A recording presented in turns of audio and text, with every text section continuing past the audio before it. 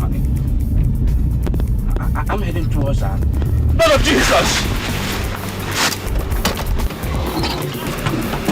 Keep quiet. Hey, enter that car! Make any move, I'll blow your brains off. Open that door, open that door.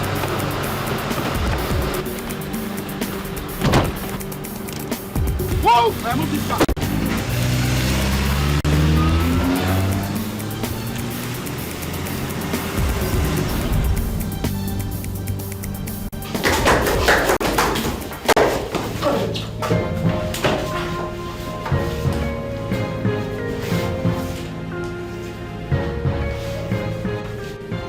I've already told you, man, I'm a pastor. I'm not a politician. I cannot practice politics. There are many words. Please, sir, let me go. And I will not say anything to anybody. I didn't hear anything. I didn't see anything, sir. Are you under any illusion that we arrested you by mistake? Huh? We know who you are. Pastor Timothy of Omega Dynamic Word Assembly. Eh? We know who you are. That famous church where men and women from this city go to deposit millions into your account every Sunday as tithes. If you know me, sir, what do you want from me? I will answer that question, but first let me ask you. Do you know the reason why your church is filled to capacity every Sunday? People come to my church every Sunday because we preach the word of God undiluted. People come to my church just because of that. And the Lord has been faithful to his promises. His word cannot go back in vain. Bullshit. Arrant nonsense. What the hell do you preach more than every other pastor in this town? Tell me the truth. You tell me. Huh? Your church is filled to capacity every Sunday because we let it do so. Do you understand me? I'm sorry, sir, I don't understand. You don't understand? All right, I'll make you understand. As from next week, you're required to pay a monthly tax of 5 million naira into this account. The tax is perpetual, and if you default at any time, your church will be reduced to rubbles, and maybe your body will be found in the rubble. Who knows? If you're unlucky. If you're lucky, you may have taken to your heels. I'm sorry, sir, but who are you? I'm Bruno. They call me Sir Bruno. I'm the Lord of Cardinal Crusade. I'm the owner of this town. We have monopoly over the instruments of violence.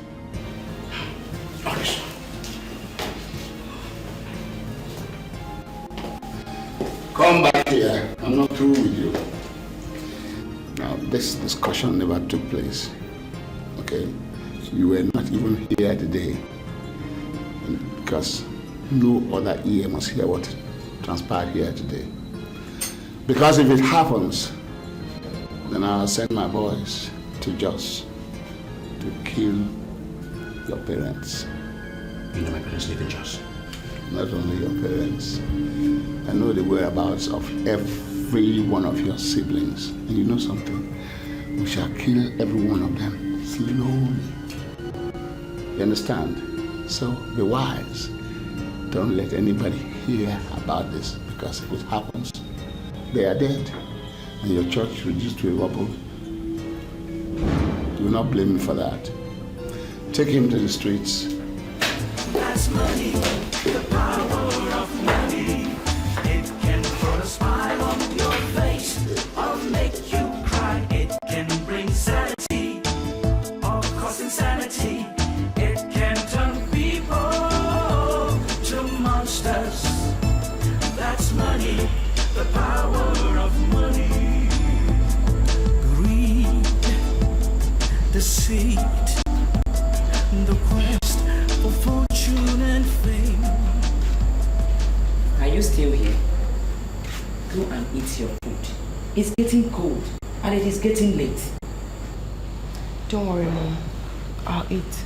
That is what you will say every other night. At the end, you will not eat your dinner. My dear, you are not helping yourself. I understand that people are mindful of what and when they eat these days. But you don't have to starve yourself to death. Go and eat your dinner.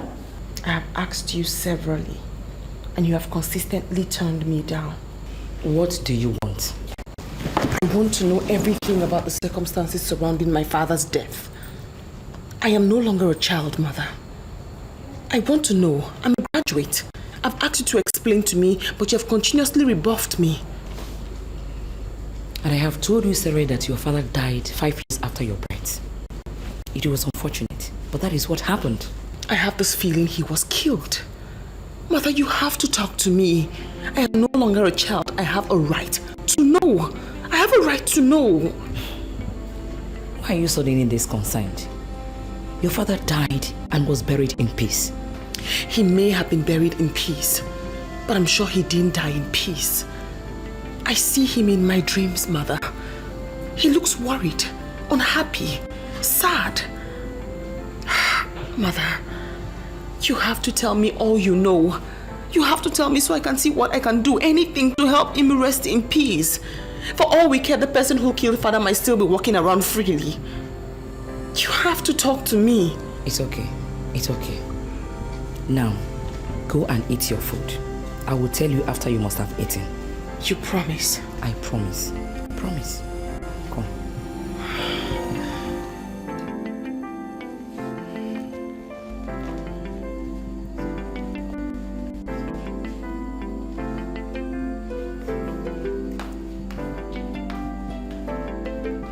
Can turn people to monsters.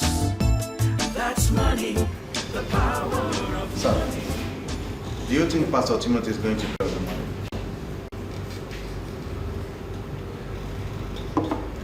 If he doesn't pay up, I'll raise his church down. People are beginning to take my leniency for weakness. I am the one managing the secrets of A&D Incorporated. I have enough information on that company to sink it. Why they are beginning to play pranks with me, I don't understand. Sir, suffering in silence is never part of professionalism. Sir, I want you to tell us what you want us to do and to what level do you want us to take this thing to? No, we're not in a hurry. I don't want you to be in any hurry at all. I want to have enough time to think. In my own opinion, bros, I think the amount we are getting from A&D is small. Maybe that's why they don't take us seriously. So I suggest we increase our pay to 3 million naira monthly. In that way, they might take us seriously, sir. I have informed them that from now on, it'll be 4 million naira every month. And they have not responded yet. So I think a hit should be the next option. So we should all wait for that hit. All right, because that's what it requires now.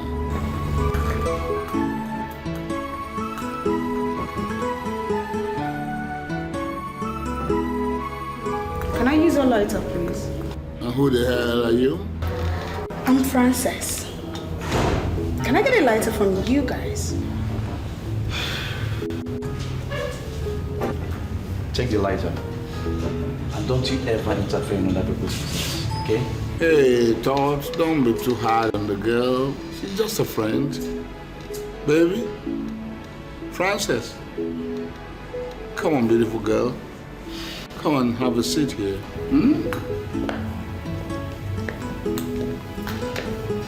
Oh, she looks good. Come on, sit down. And tell me why you are here.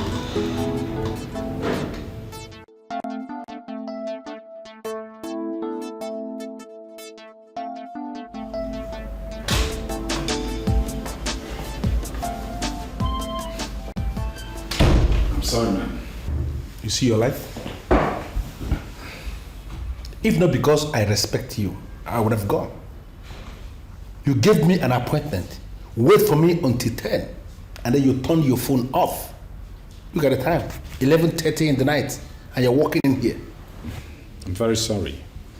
You know, some other things kept me really busy. Really, I'm sorry. Okay. May I know the reason why you asked me to wait here? You see, I really don't like the way you are treating this man from Cardinal Crusade. I can't believe this. Are you telling me that the reason why you asked me to wait here is for us to begin to discuss Cardinal Crusade? Is that what you're talking about? San Bruno is a very dangerous man. He's a radical. Other people working for him understand one language: destruction. I don't want us to ignite their anger. Have you finished? What do you mean by that? You don't know? Have you managed to pick up a calculator and see the percentage? Somebody you are paying 1 million naira every month suddenly is asking you to pay 4 million naira. And you are telling me that I have to stay here and discuss that? You told me to wait here, that you want us to discuss something. And I was thinking it's something that has got to do with the welfare of this company. And you're talking of Cardinal Crusade? Why are you doing this? You want me to pay them 4 million naira or what? This is not just about 4 million. It's about negotiation. We're in business. So are they. You sit down, they sit down, we negotiate and arrive at a compromise. You get the security to lock up this place. I'm out of it. Please. Sorry. I'm so disappointed you wasted my time. I'm married.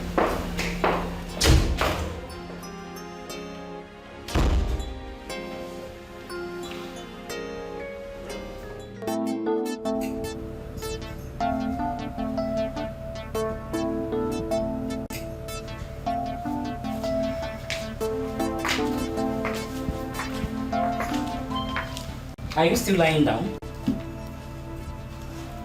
Look at the time. You're supposed to be up from bed by now. Are you not the one I am talking to? What is the matter with you? Can't you even say good morning to me?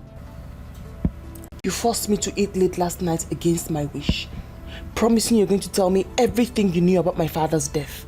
You said nothing. And now you expect me to be excited and then say good morning.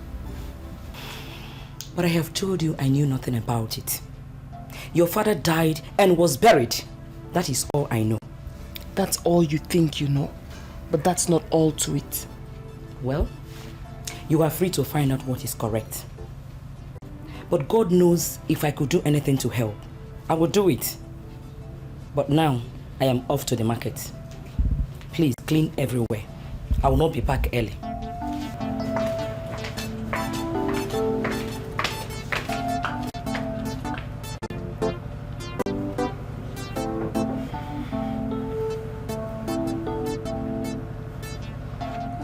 Sorry, honey, but I have the reason to believe that you're hiding something from me. There's a difference between a man that is hiding something and a man that is not willing to speak. I am fine. But ever since you came back yesterday, you've been behaving awkwardly. Tell me, is anything going on? I am your wife. Why are you pressing this? You are my wife, no doubt, and I love you so much. Then tell me. Reason why you are behaving as someone who is under attack. Or has it anything to do with those people you called yesterday to say they were trailing you? I had a rough encounter with some men that are suspected to be part of the mafias in the city. What did they say? Tell me, what did they want? I want you to forget about it. I want us to focus to the church. God has blessed us so much, and I don't want anything to come in between us. Please forget it.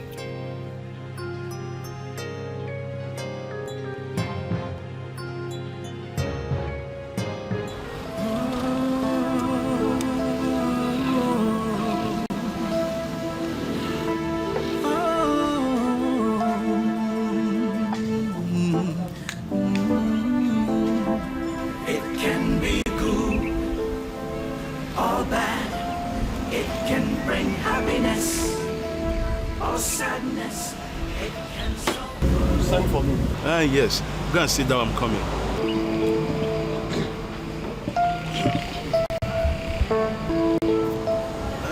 Yes, you're welcome. Thank you. I sent for you because certain things are not right. Certain things are... What do you mean certain things are not right? The country itself is not moving well. Nothing is right. So I don't understand certain things are not all right. I'm not talking about the country. I'm talking about our family, the family of you and I. The family of you and I? Yes. I don't understand. Did you hear anything? Alice came here yesterday. She asked me some thought-provoking questions. When she left, I was asking myself some questions. And many things do not gel. Gilbert, you're still speaking in parables. Alice wanted me to explain everything I knew about her father's death. In fact, she was of the opinion that her father was killed. Richard that died years ago. What do you intend to achieve by opening up a case that has been resolved years ago? I'm not opening any case. I told you that Alice visited me yesterday to inform me that she wants to open up a case. That, according to her, Richard appeared to her several times, urging her to find his killers. Richard appeared to her? Yes.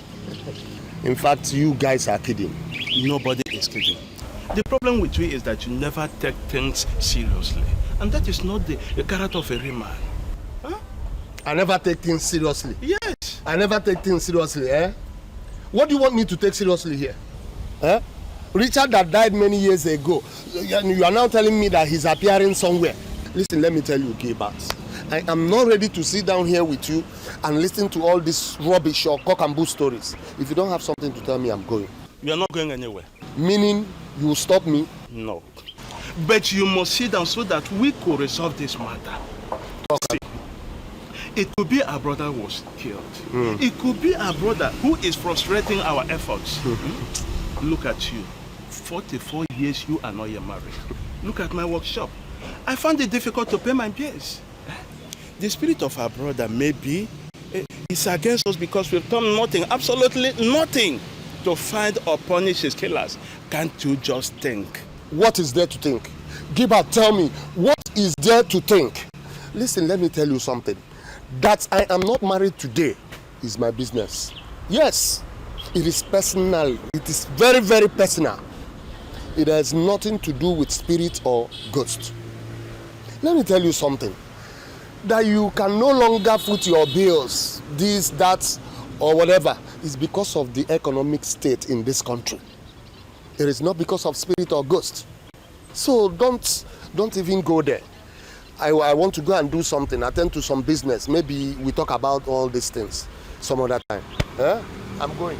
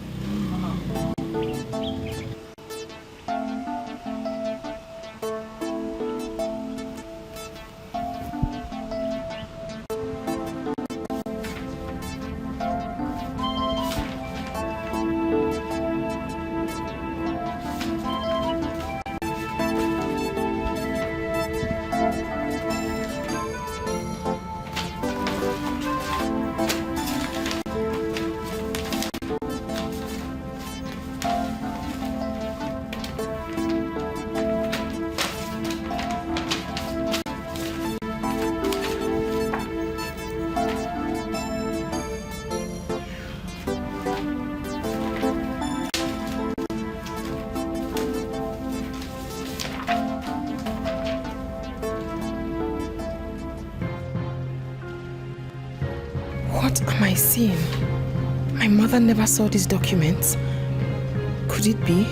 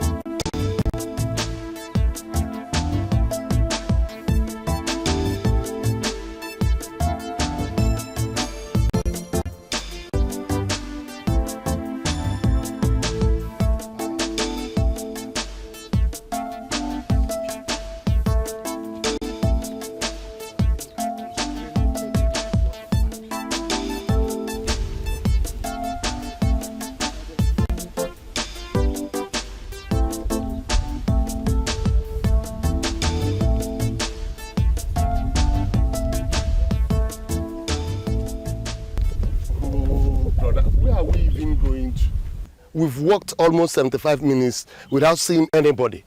Eh? What kind of people will do business in this kind of place? My friend, be a man and follow me with faith. We will soon meet the men. Oh, brother. Will you still give me the money you promised? But you have not told me what you want to do with the money. Okay. I'll set up a business. As soon as I do that, I'll get married. Listen, I will not only give you the money, I will open ways for you. I will make sure that you grow beyond your imagination. In fact, I will change your name to Success because you will grow from one success to the other. Believe me, I'm going to do it. Hey, brother, thank you.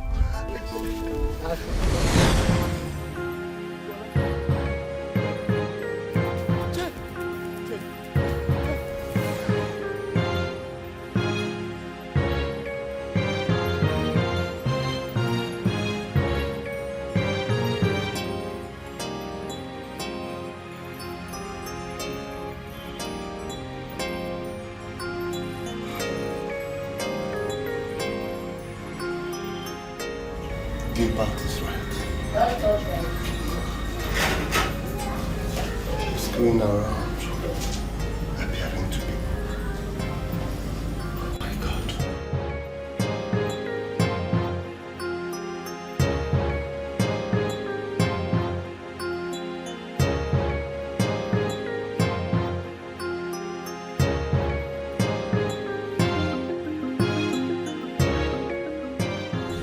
Gilbert. Please give me some water to drink. What's the matter? Just go and sit down.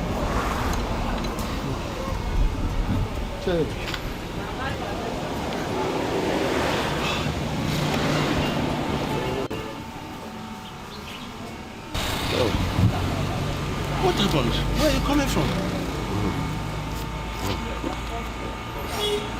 From my house. What happened? Where then are you running? I saw Richard. In fact, I have seen what you say Alice sees. There is trouble. What do you mean? I was coming back from the business I told you earlier today. And I went straight home to take rest. I now slept off and dreamt. I saw Richard took me to a lonely path where he disappeared and exposed me to an ancient warrior who wanted to kill me. I woke up. It was a dream. My brother, I have never witnessed this kind of dream since I was born. This is serious. Nightmares normally come in the night. To see nightmare in the daytime is something really serious. That is why I ran straight here. I don't want to witness this kind of dream again. Have you seen what I'm saying? Alice must not be ignored. Yes, Gilbert, I have seen it.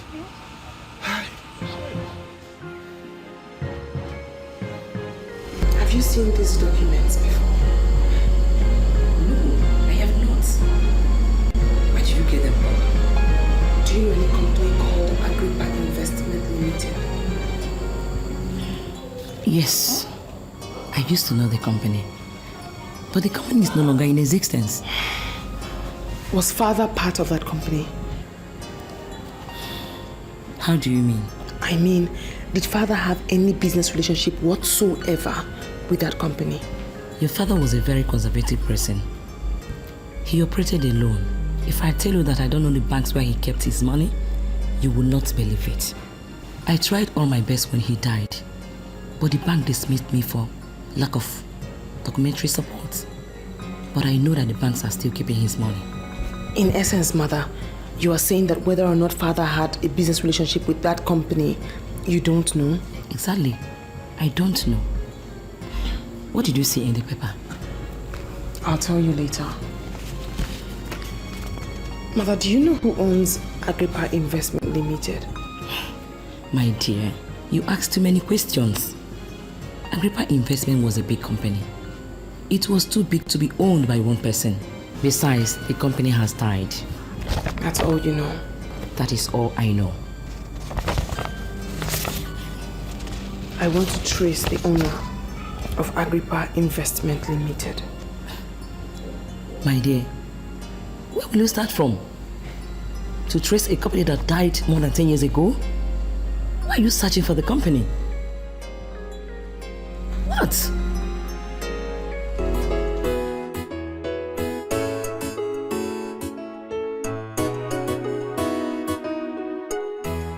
I'm actually here in line with my investigation about Agrippa Investment Limited. I don't know, the last time I came here, you said something about it folding up years before we were born. And I was wondering if you found out anything new. I'm not supposed to do this. Listen, I know. Just assume you're doing this as a favor for a lady like yourself. I honestly believe my father had something to do with that company, and that's why I've come to see you. Because you are an official of the Corporate Affairs Commission. Please, I beg you. What else have you found out? Agrippa Investments Limited merged with Defcon Transvanity Limited. The two companies now answer A&D Incorporated. That's the company, that's the name we have in our records. If you want information on Agrippa, I'll advise you go to A&D. I suggest you know where that is. Sure, yes. And that's money, the power of money. It can put a smile on your face or make you cry. It can bring sanity or cause insanity. It can turn people to monsters. That's money, the power of money. Greed, deceit, the quest for fortune and fame. That's the order of the day. Because of money, people carrying out criminal activities with boldness and wickedness, crushing down anything and anyone that comes in their way. Good people are run down, dreams and aspirations are destroyed. I want you to understand what I am saying. We are giving these people too much space. We are giving them too much respect, and that's why they believe we are cowards. How can you explain this? I am paying a man 1 million naira every month for doing practically nothing. And he's not satisfied. He's asking me to pay 4 million naira every month. What is he doing? How much are we making in 1 month? How much? You are mixing up a whole lot of issues here. Really? The organization is evil. Yes, I agree. Thank God you know. But they are powerful. Powerful? Excuse me, sir. Excuse me, what's going on there? Excuse me. Excuse me, come in. So I told you you're having a meeting. You pushed me down and continued to your office.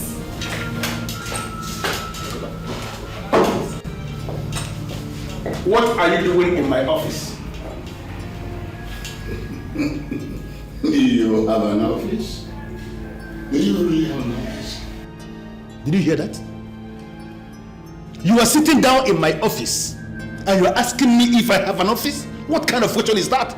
See, I could have sent my boys to come and see you, but I had to come myself. You know why? To make you understand the urgency of it. There is nothing urgent around here. There is nothing, listen, there is nothing urgent around here. Why can't you go and find a business to do? Why can't you just go and find a business? Why are you going around making everybody? You can't continue like this. You call it milking. I call it my business. And let me tell you, boy, by tomorrow, if you don't pay up as you're expected to do, I'll come and level this place down. If your dead body is found in the rubbles, too bad. Excuse me, sir. Excuse me.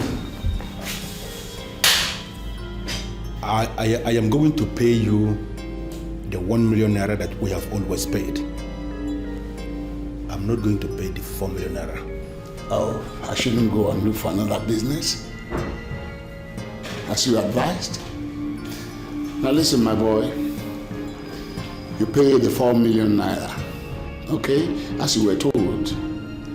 Because if you don't do exactly as you were told, Whatever happens to you will be your responsibility.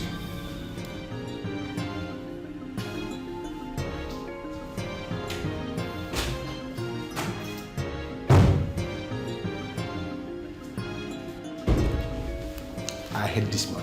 That was not what I expected you to do. You are causing problem for everybody here and I don't like it.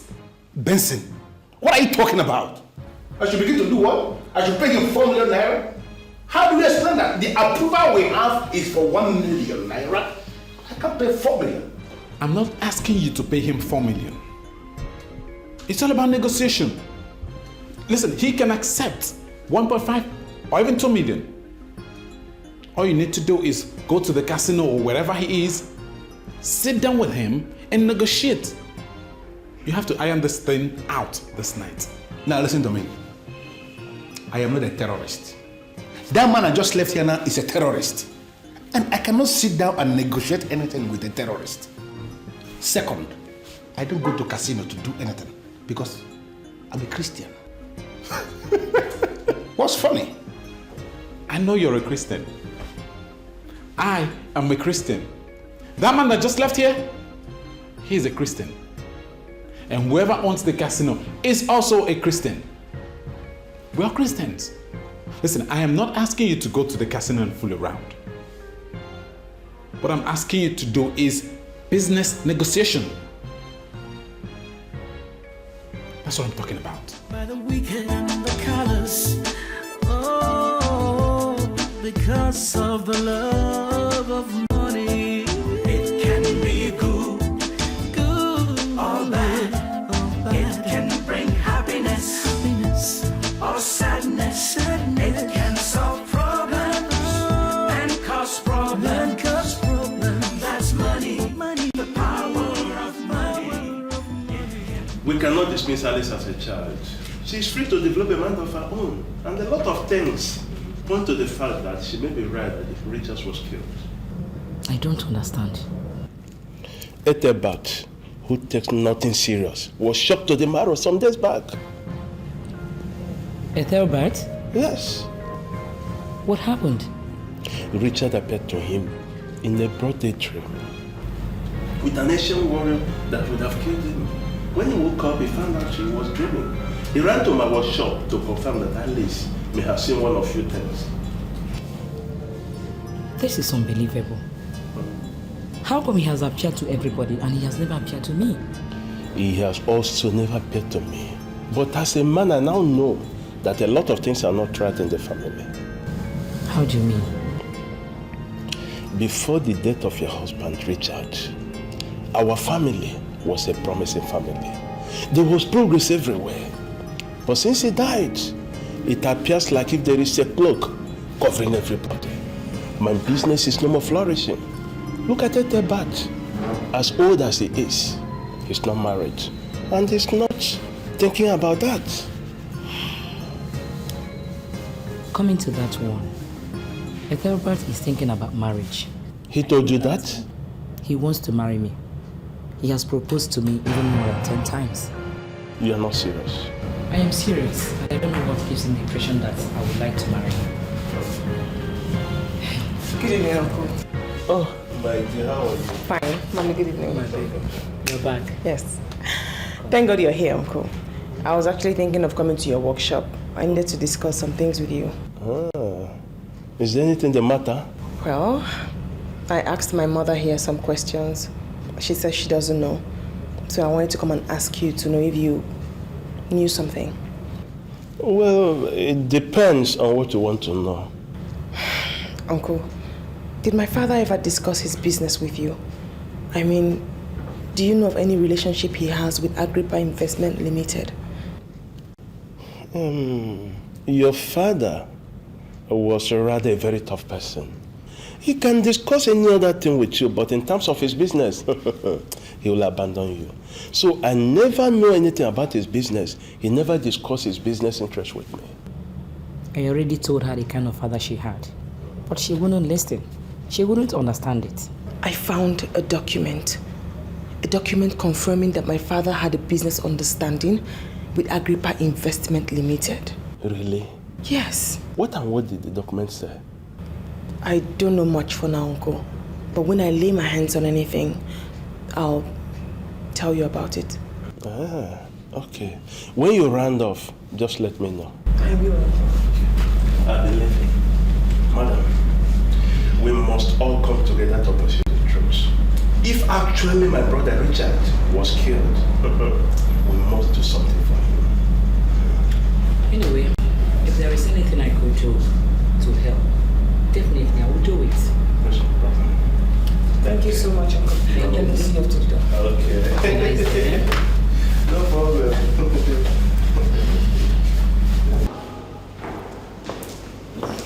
Hello, please, I am wondering if you could be of help to me. Depends on the kind of help you ask for. What's your name, sir? What do you want? Okay. My name is Larry Okafor. Precisely, they call me Mr. Okafor. I am a chief executive of a thriving company. Naturally, I shouldn't be in this kind of place. Then why are you here? I am looking for a man called Sabruno. I called him on the phone and he said he's within this environment, that I should ask around, and I met you and I'm asking you, where do I see him? Go to the VIP bar there. He's right there with his men. You have to be very careful.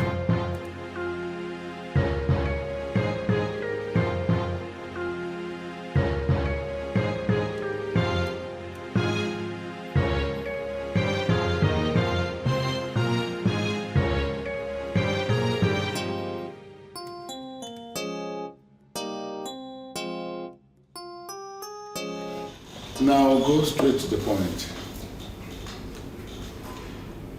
Sir, I came around to inform you that the 4 million naira you have asked us to pay is unrealistic. We, the managers of the company, are not the owners of the money. We manage the money for the owners of the company. You know them, the board of directors. And we have approval. We can only overspend by 50%. So the 4 million naira you are asking us to pay is not possible. We cannot pay 4 million naira, sir. I hate it when my leniency is being misjudged. Yes, sir, with all due respect, sir, I can say that your leniency is not being misjudged. I came here to explain our position to you because I am guided to say that you will not be able to understand if I didn't explain. And that's why I took the risk of coming here this night to explain the situation to you, sir. In essence, how much are you willing to pay?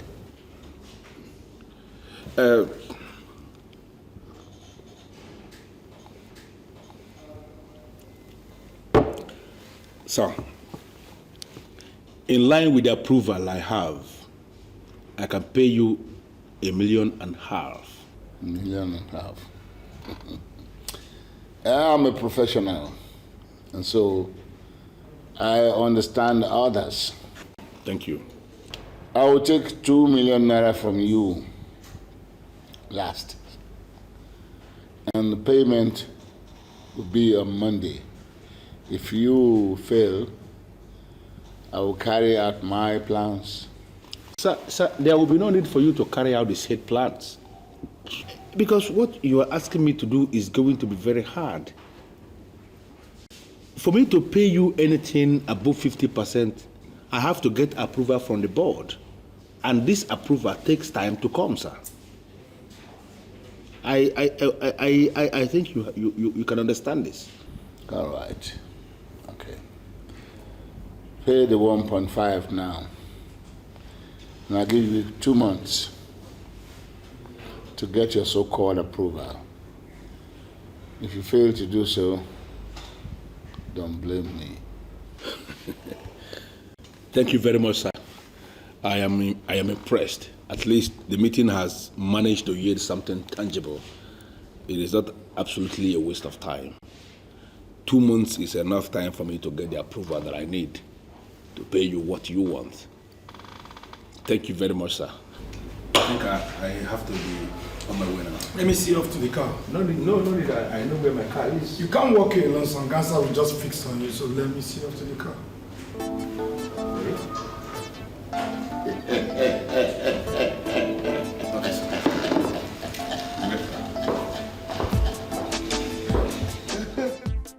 Yes, Inspector Jide.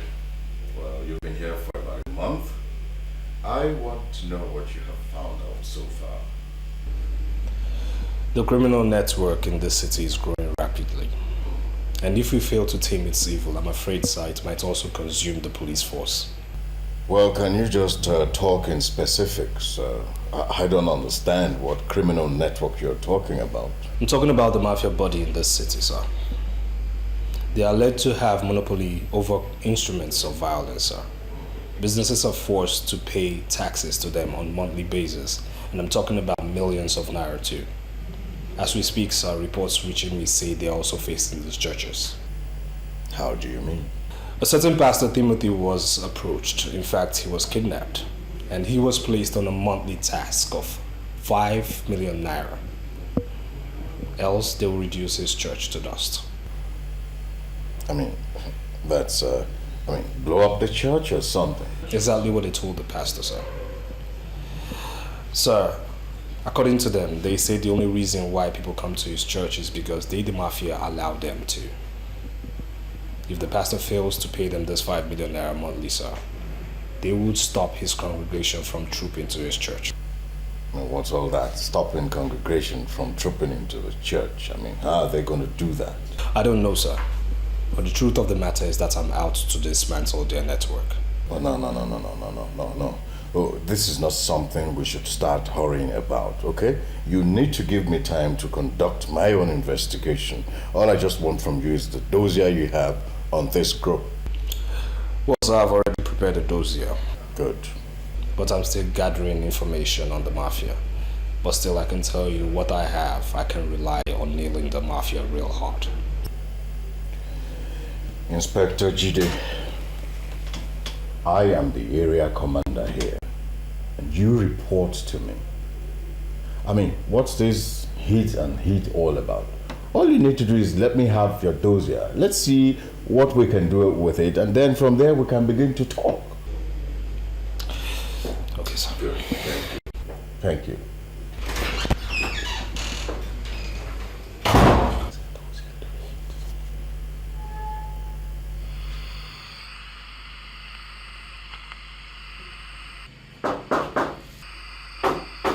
Yes, come in.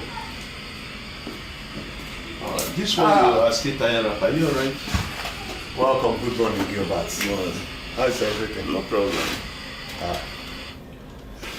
This one you are in my house this morning, I hope. There's no problem. I went to Richard's widow yesterday and I discussed the issue with her. Like me, she was also beginning to believe her husband was killed. So what do we do? I also met Alice. She asked me if I know anything concerning business understanding Richard had with Agrippa Investment Limited. Well, Agrippa as a company has been expunged from the lexicon of companies. I know. But do you know if Richard had any business understanding with them? You were closer to Richard than myself. And if you don't have knowledge of business understanding, I don't know. Anyway, Alice is coming to my workshop later today. She says she found a document that suggests Richard had a business link with them. Document? Yeah. I don't know about that. One more thing, Ethelbert. Why would you make marriage proposals to Alice's mother without mentioning it to me? Why? Gilbert, she told you so. Of course. How else will I know if she didn't tell me? Has she accepted the proposal? Oh, you have not answered my question. What are you asking? Why would you make that kind of proposals without my knowledge? Why? How is it your business? It's my business. And what does that mean? Gilbert, listen, let me tell you something. That woman might not be young. She might not be extremely beautiful, but I tell you something. She is the only woman that possesses all I needed for a wife. She's good, she's cute. Could you imagine? Since her husband died, she has remained calm. Nobody visits her in her house. In fact, I think the best thing to do for her is to marry her. So you are saying this? Ikwe say ma, obro ife niile ka na-akuzili mmadu. So rapu opu. Well, I am sorry, Mr. Kawuri, but I think you have to write something that is more detailed. I'm not comfortable with what I'm seeing here. Please. Have you made the deposit? Yes. The 1.5 I paid in was the least. Some others were paying 2 million, 3 million. A lady actually paid in 5 million. I don't get it. I can't understand how they've been able to hold all these companies to ransom. Bessie, may I know the names of these other companies that were paying them money? I didn't get them. I don't know. So what do you make of these developments? This syndicate is controlling the city. They've caged everybody. They control everybody. They've converted every company to their paymasters. They do practically nothing, yet people are paying them heavily. Am I not vindicated? Are you not beginning to talk like somebody who actually passed through professors? Cardinal Crusade or whatever thing they call themselves, as far as I'm concerned, is a busybody. And we have to, treat them as a corporate entity that is driven by law and due process. You understand what I'm saying? I really do. Yes, Amanda, what is it? Excuse me, sir, there is a girl I must see. Who is she? She said her name is Alice. Alice. I don't know anyone called Alice, but send her in. Maybe I should step out so you could have time to chat with this Alice girl. Well, just be careful, the stars are low. And you never can tell. Do you actually think that this company is one of those useless companies that one girl can come in and ruin? She could be one of those Jezebels that could run down this company. Benson, please go. Good day. Good day, sir. Yes, good afternoon. Please, are you the boss of this big company? When wonderful people like you say something good about this company, my head grows bigger. Are you the boss, sir? No, I am not the boss. I am actually the general manager. The guy that just left here is Benson. He is the one in charge of domestic operations. If I must tell you, this company doesn't belong to any one man. It belongs to some shareholders and they appoint managers to run the place. I understand that Agrippa Investment Limited actually merged with another company called Devcon Transvanity Limited to become A&D Incorporated. Who are you?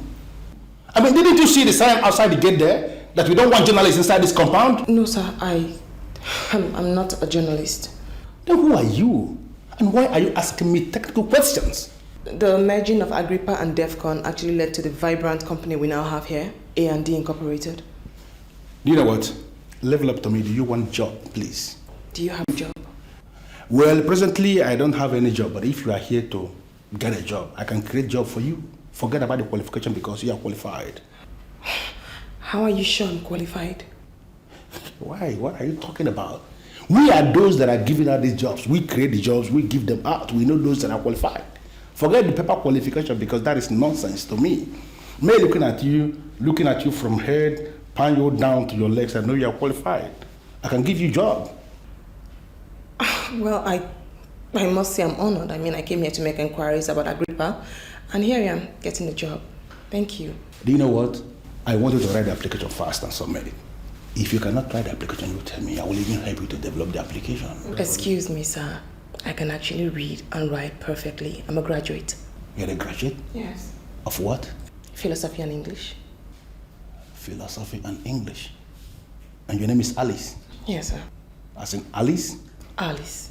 Alice, right? Alice. The message was quite urgent. So I had to abandon everything I was doing, so I could, come and see you. I don't like your operations. What did I do wrong, sir? I engineered your promotion. I also worked hard for you to get transferred to the city because I wanted us to work together. I wanted to make you a big officer. But I have a feeling that you are a weakling. Yes, you're a weakling. And so I'm going to work extra hard to make sure that you're transferred back to the village where you belong. Because weaklings have no place in my city. Well, with due respect, sir, I'm not a weakling. I'm not an incompetent police officer. You see, the recent problem that I have to grapple with now is this Inspector Jide.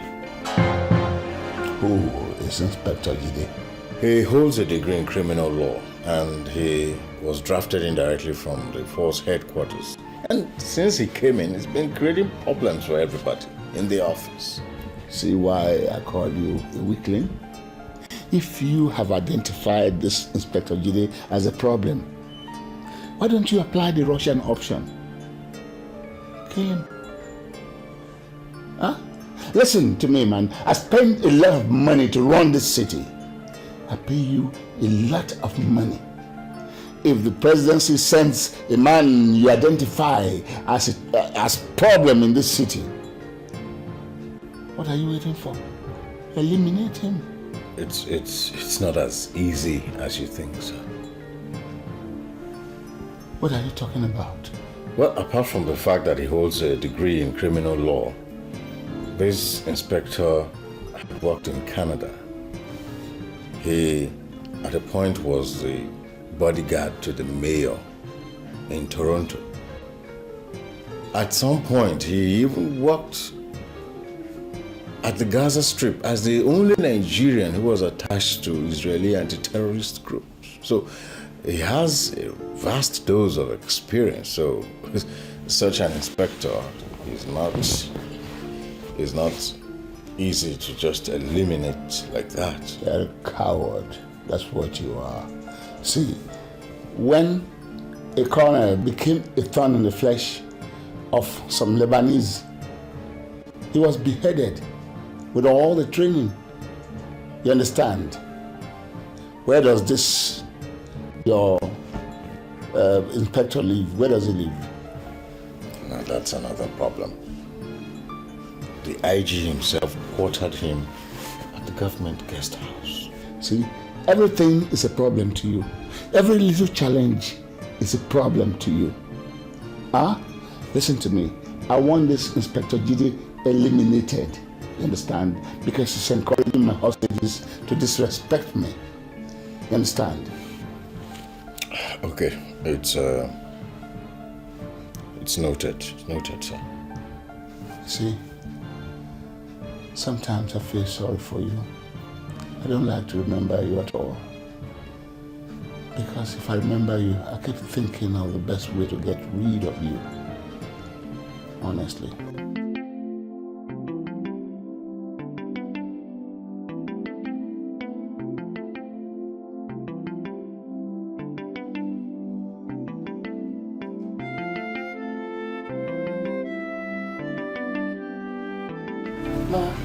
Are you writing another examination?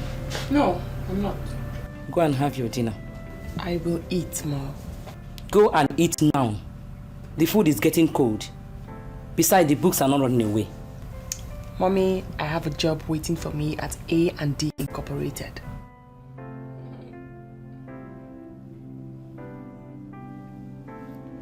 What did you say? I went to the general manager. I wanted to ask questions, and then he offered me a job.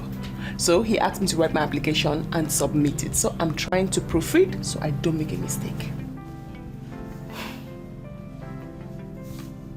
Just like that? Just like that. I thought the man was joking, but he seriously did have a job for me. I'm so excited. I don't want to make any mistake with this application. Anyway, I am not trying to dissuade you, but I am not sincerely happy with your association with that company. Mommy, wish me luck. I know what I'm doing.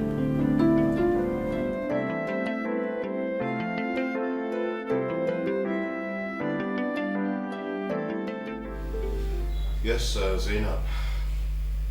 What do you want? Sir, my neighbor told me yesterday that she saw my boss, and that is you, sir, in company of some men she suspected were criminals. I did not believe her. I actually was defending you. But when she was done describing you, I was convinced that she must have seen you. Zainab, can you just speak in plain language? What's this meeting about? Sir, the lady said something that shows she has lost interest in the police force. And as an officer, I was weakened. Zainab, is it because I condescended to your level? Because I laugh with you. I crack jokes with you. I laugh with you. That you have the impetus to walk into my office and talk to me, suggesting insubordination? I'm very sorry, sir. But the conclusion you were drawing on me is not fair. The masses are living on the grace of God, sir. And all I wanted us to do is give them hope as police officers that we are, with our conduct. Zainab, get out of my office. Yes, sir. No, come back here, come. If I ever hear this outside this office, I will not just break your hands in this force, I will break them where?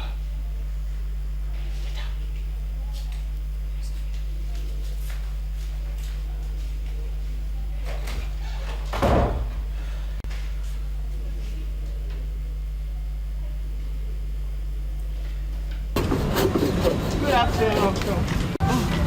My dear, how are you? I'm fine. Please, you sit down. Hope you manage it. Of course, Uncle. Okay, I'm coming.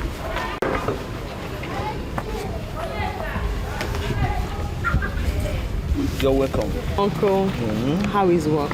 Oh, work. We are not giving up. So long as there is life, there is hope. That is my own. So what can I offer you?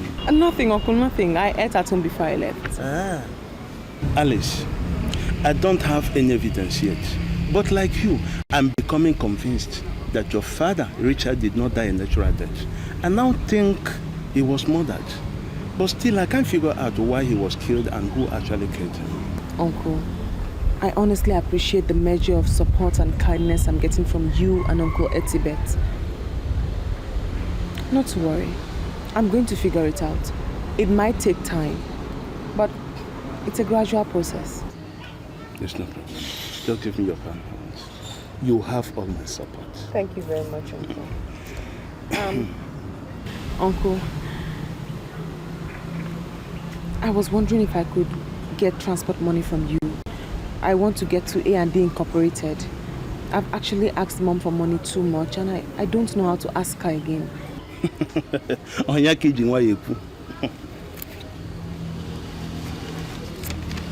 Would this be enough? Uncle, it's more than enough. Thank you. Oh, don't mention. Alice, if I may ask, what are you going to do at A&T Incorporated? Because that company has a link with the Mafia. What are you going there to do? The general manager actually offered me a job. In fact, I'm going to submit my application. The general manager offered you a job? Yes. That's strange. Huh? You must be very, very careful, my dear. I'm very careful, Uncle. I'm very careful. Honestly, you have saved me. I'd already made up my mind that if I don't meet you here, I'll just trek to the company. But now... I can't do anything to make sure that I keep you going. Thank you very much. Don't mention. I should leave now. Okay.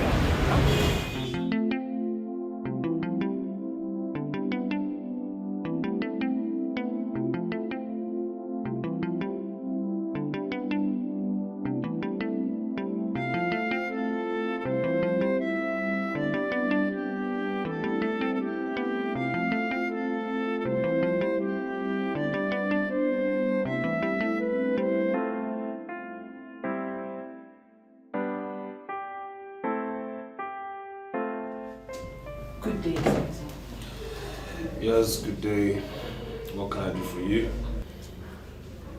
Sir, can I shut the door? I want to speak with you. Shut the door. And why would you want to do that? Sir, I want to speak privately with you. All right, go ahead, shut the door.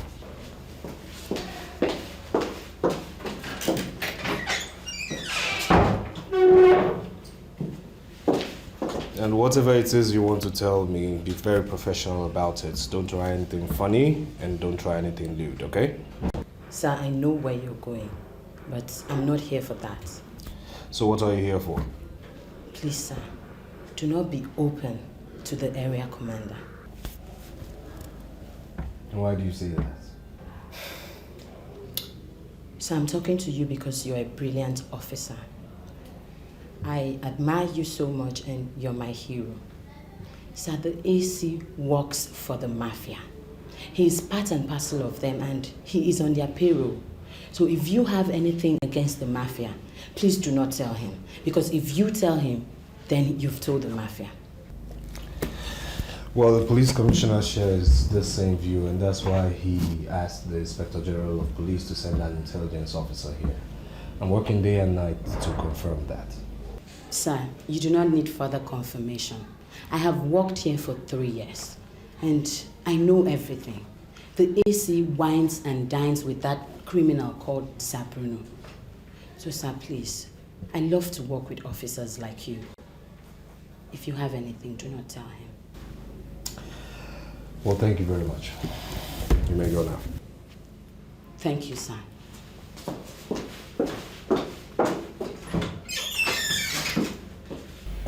Yes, George, I'm going to bank on your intelligence to handle this. I'm quite busy in the office. But if you have to talk to me, then you can always call. I don't think I'll be able to make it down. All right, good. That will be good. Thank you. Sir, you sent for me. Yes, Zainab. Sit down.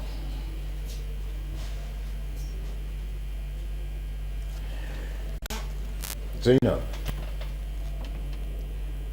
what do you think about me? I'm sorry, sir. I don't understand. Okay. Now, when you look at me, what goes through your mind? That you're a very intelligent officer, and that's why you're the area commander. Thank you. Thank you very much. You know this friend of yours who told you that she saw me in company with criminals? I want to know her name. Linda, sir. Oh. But she has traveled to Dubai. All right. When she comes back, you tell her I'd like to see her. Yes, sir. But I hope you do not have any problem with what she said.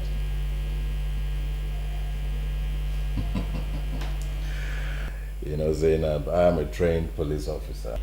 I don't have a problem with anything. Nothing creates problems for me. I just want to see your friend. Okay, sir. But was she right when she said she saw you in company with suspected criminals? Zainab, this discussion is over. Yes, sir.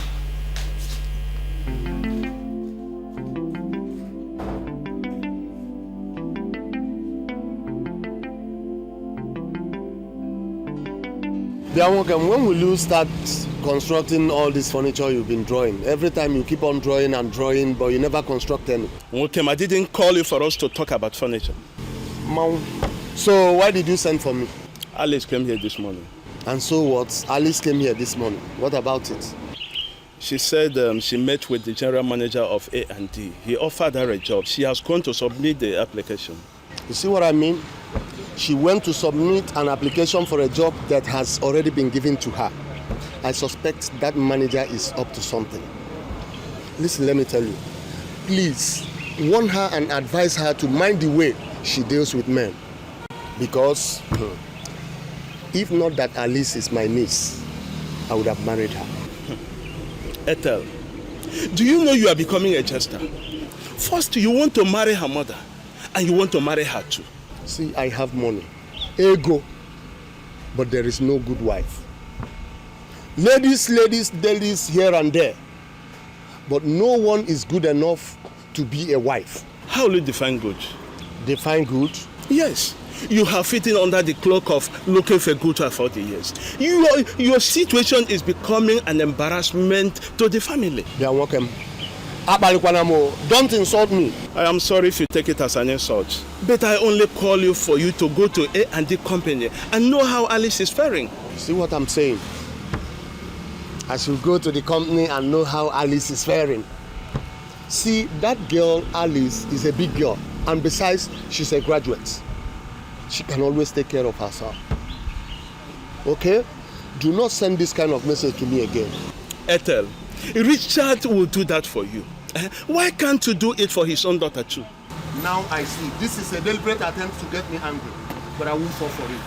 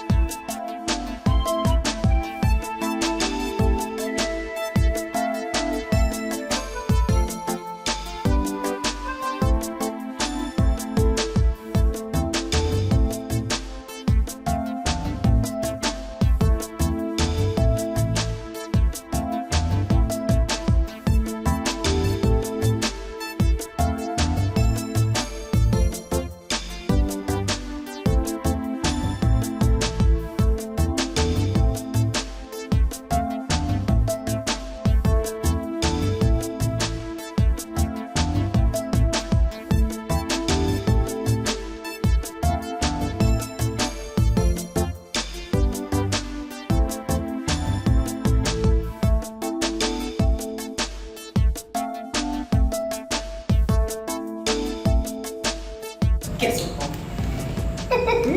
Guess. Guess what? Just guess, mother. Try. I can't guess anything. What is it? Okay. I got it. You got what? I got it. Remember the job I told you A&D Incorporated? I got the job. They gave me 200,000 naira wardrobe allowance immediately. Yes. Wait. Don't take it as if I am not happy. But are you sure you are not walking into danger? Companies do not give wardrobe allowance to young, inexperienced employees. I am not walking on danger. We are going out to celebrate. Come on. Come on, Mom. Let's go dress up.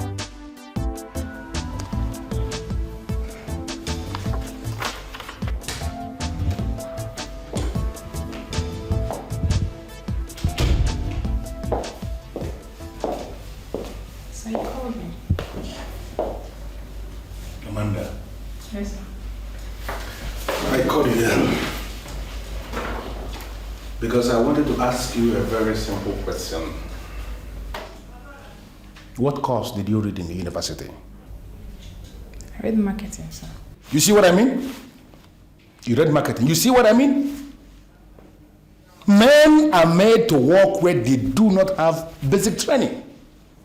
Miserable square pegs are being forced into miserable round holes.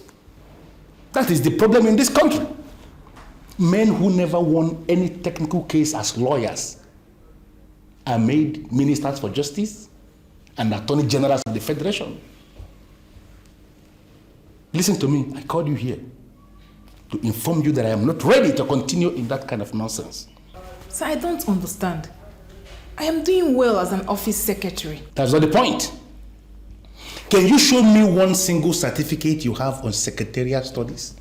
Just one certificate? No, sir. Right. You have been transferred to the marketing department. That is where you are qualified to be, and this transfer is with immediate effect. But don't give me any bit. Mr. Kaure, the head of the marketing department, has been briefed, and he's waiting for you to resume there as a marketing officer. And Amanda, I want to wish you success in your future endeavors.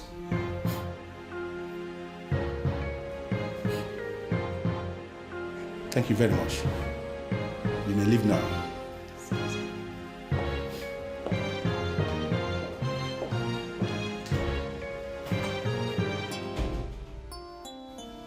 There is always a time when nonsense must end.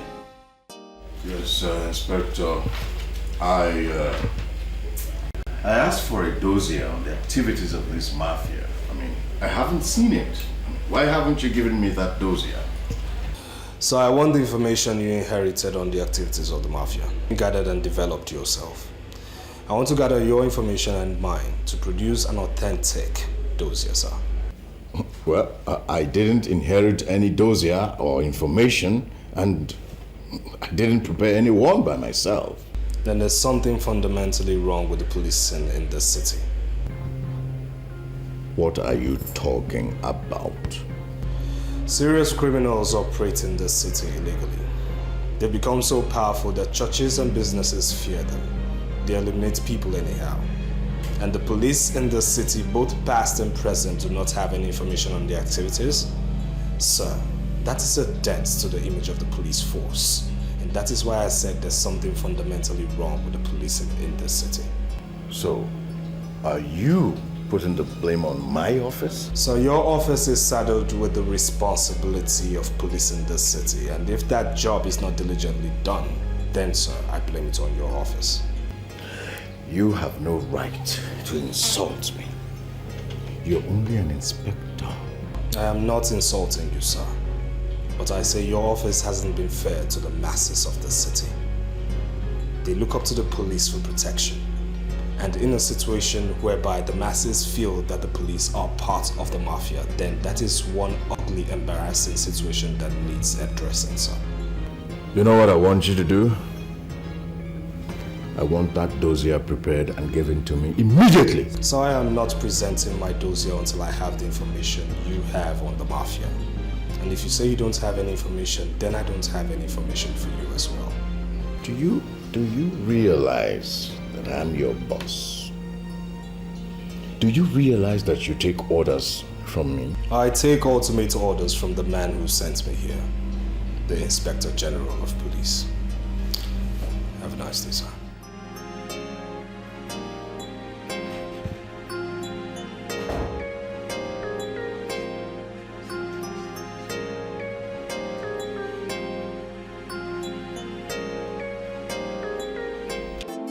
A lot of security officials have been watching what's been going on very carefully, and I'll tell you why. The Pakistani government for months now, quite aggressively, has been trying to go. What's the matter with you? How could you budge into my office like that? Who is she? Who? The girl at the secretary's desk. Who is she? Oh, Alice. Alice is my new secretary, and she's doing wonders already. You employed a new secretary? What happened to Amanda? You fired her? Sit down. No, how can I fire Amanda? Now, how can I? Now, you listen to me. I transferred Amanda to the marketing department. I realized that Amanda read marketing, and leaving her here to work as office secretary is doing disservice to her. So I came to the conclusion that sending her to the marketing department is the best thing we can do. And that's what I did. She's now working in the marketing department. And what do you know about the new girl? She started work only this morning, and I think I have to know her with time. You know nothing about her, and you employed her as a secretary in this office? Benson, if we have to employ only those we know, now you tell me, who will employ those we don't know? See, I don't bother myself with things like that. But you've got to understand that this company is unlike others. We can't just employ anybody we see. Benson, listen to me. You don't have to entertain any fear. That girl is working for me. She is answerable to me. Okay? This is about appearance, right? Listen, you cannot trust appearance. There's a difference between appearance and reality. Why are you like this, Benson? I mean, why are you like this? Must you bring philosophy into every single thing? Appearance and reality. Indeed. Very simple thing that has got to do with the secretary working in the office. Please listen to me, Benson. I employed her to work here as a secretary, and I am impressed with what I'm seeing. Please. Thank you. Amanda, just look at you. I have this feeling that you will never grow old. 15 years after graduation, and you are still looking like an undergraduate. But, you know, my father had this same feelings about you. You know, before he died and I took over his shares of the company. Yeah, the glory goes to God. He has been really, really wonderful to me. Let's get straight to the point. Your call was urgent and you sounded frantic. What's the matter? Sir, the GM has removed me from my office. You know, and I came here because I want you to do something about it. If your father were to be alive, he would do something about it. So please, I want you to do something about it. But his briefs were decisive. I mean, he has the power to hire whoever he thinks will be beneficial to the company. But he has no power to sack anybody that we have approved. He did not fire me. He gave me another. But I don't like the job. I just don't like it. What job did he give you? He transferred me to the marketing department. I don't like that. Why? I have a personal problem with the head of marketing department.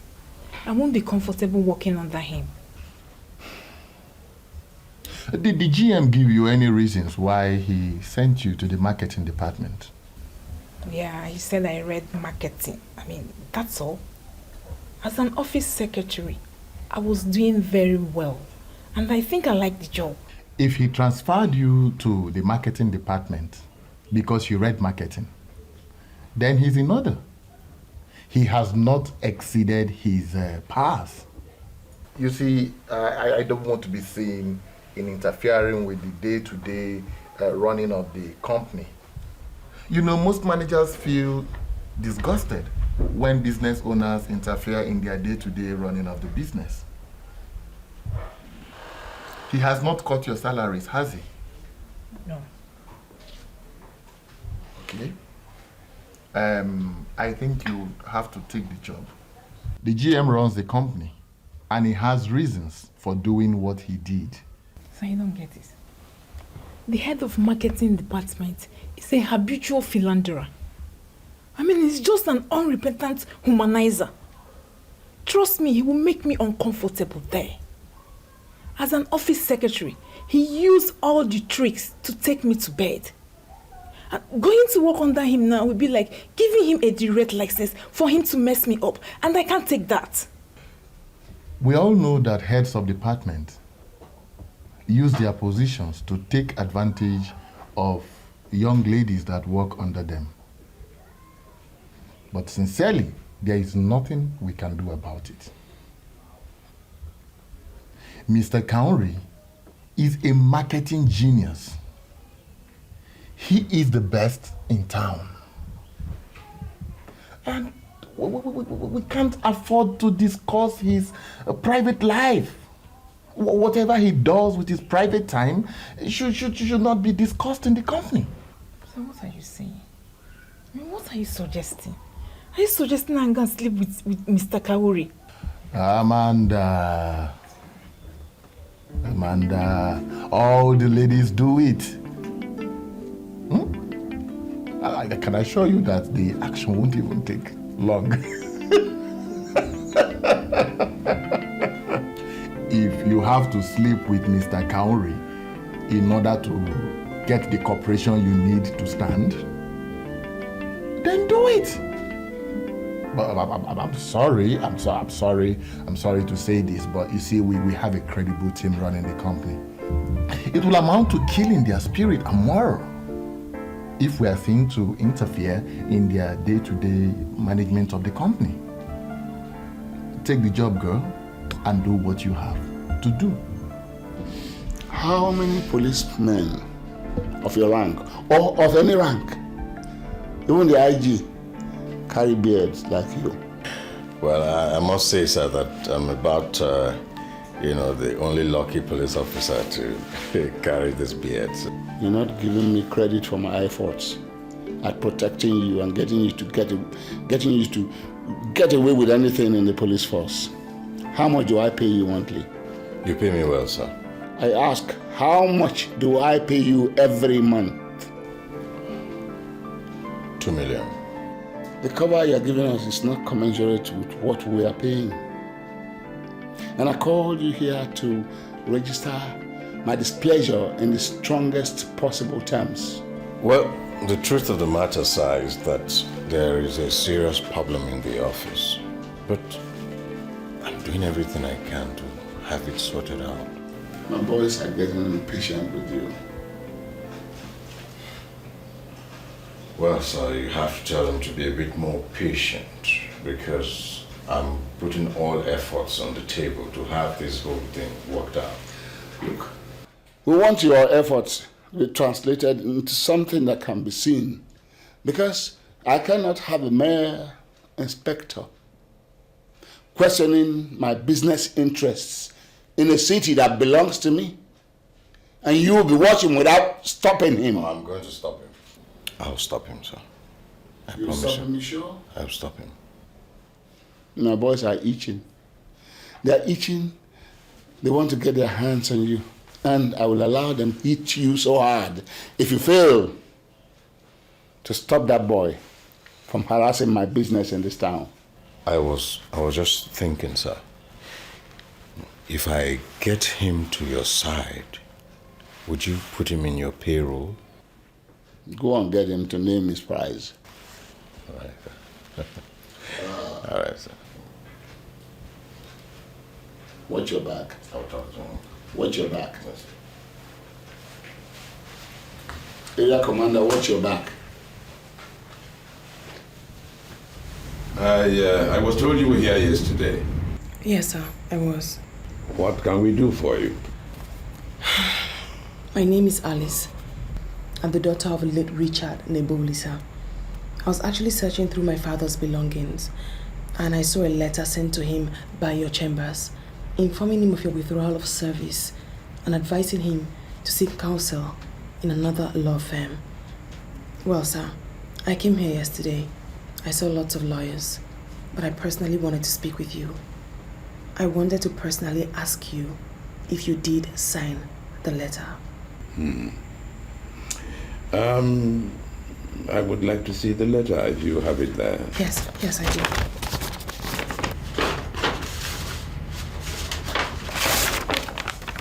Here it is. Thank you.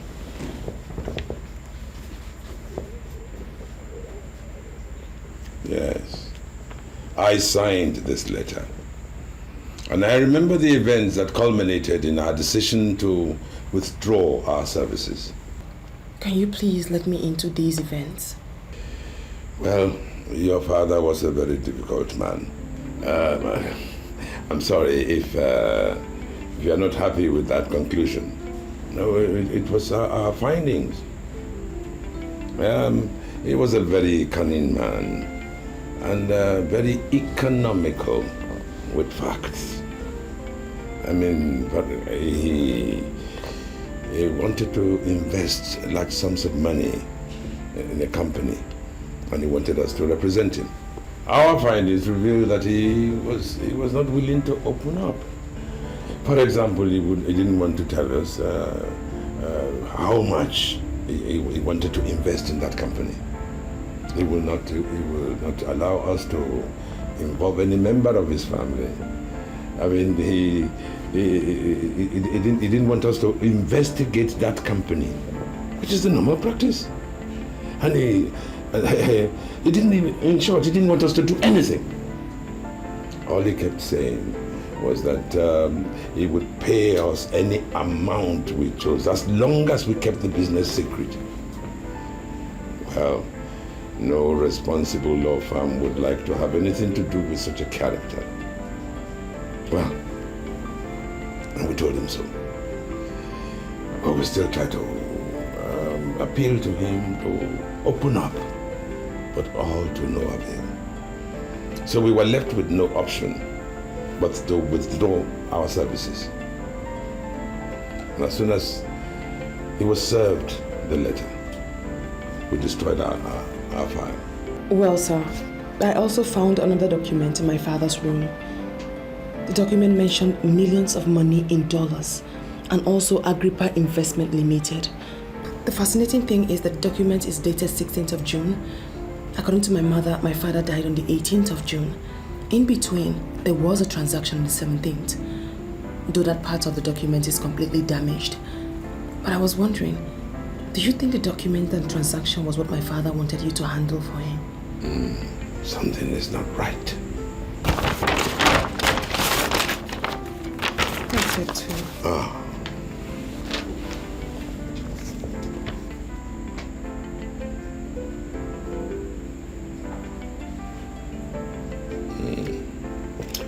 Something is not right. How do you mean, sir? See, we sent a letter of withdrawal on the 4th of June. I'm sure he probably went to Estate Chambers, who agreed to represent him. We believe the business transaction was made on the 16th. On the 17th, funds were released to Agrippa. And on the 18th, he died. The same date that those 3 lawyers were blown to smithereens in their office. Are you confirming my fears that my father was killed illegitimately? I cannot say. But I know that your father was killed for money. Yes. They killed him. They killed the 3 lawyers who were blown to smithereens, so that everything can die like that. I'm so sorry, sir, but I must ask. Do you have any idea who would do this or why anyone would do this? I want to get involved, you know. I believe that it was our withdrawal from the case that saved us. Please, can I keep these documents? Why? I want to get to the bottom of this case. Can I trust you, sir? My dear, I am a lawyer called to the bar and duly sworn in to serve my clients with ultimate service. Yes, you can trust me. Very well then. I'll see you tomorrow. Good. I shall commence my own investigations immediately. I'll be honored. My pleasure. Same here. Thank you so much. Thank you, my dear. Now, may I know why you refused to pay into the bank as we instructed? He ruleth in his powers, and his eyes behold the nations. Let not the rebellious exalt themselves. Is it me you are preaching to? Let God arise and his enemies be scattered. Let me ask you one question. You that can only kill the flesh and not the living spirit. Can you constitute yourself into an enemy unto the great God that divided the Red Sea? It's making reference to the Red Sea. Please, I want to see his red blood. The ground opened and swallowed Dathan and covered the ground of Abiram. The fire was kindled in their midst, and the flame swallowed the wicked. You are standing there and watching him. I said, I want to see his red blood. Attack! I command both of you to surrender under the supremacy of the God of war. What is it? What's the matter? What? You gave me wrong information. Wrong information? Yes. How? I don't give out wrong information. That's your Pastor Timothy of what's the name of your church? Omega Dynamic World Assembly. Omega Dynamic World Assembly is not an ordinary man of God, as you made me believe. What are you talking about? That man is my pastor, and I know him very well. He's currently lusting after all the ladies that sing in our choir. He's currently lusting after all the women in your church? Huh. Let me ask you this question. Has he slept with you? I'm sorry, Sir Bruno, but I don't understand all these questions. I already told you that Pastor Timothy is my pastor and we can make him pay. Only last Sunday, this man realized over 16 million naira from tithe and offerings. Admittedly, he's a hard nut to crack. But getting him to pay into your account monthly, oh, that is surely good business for the house. I saw that man in my dream and he looks very dangerous.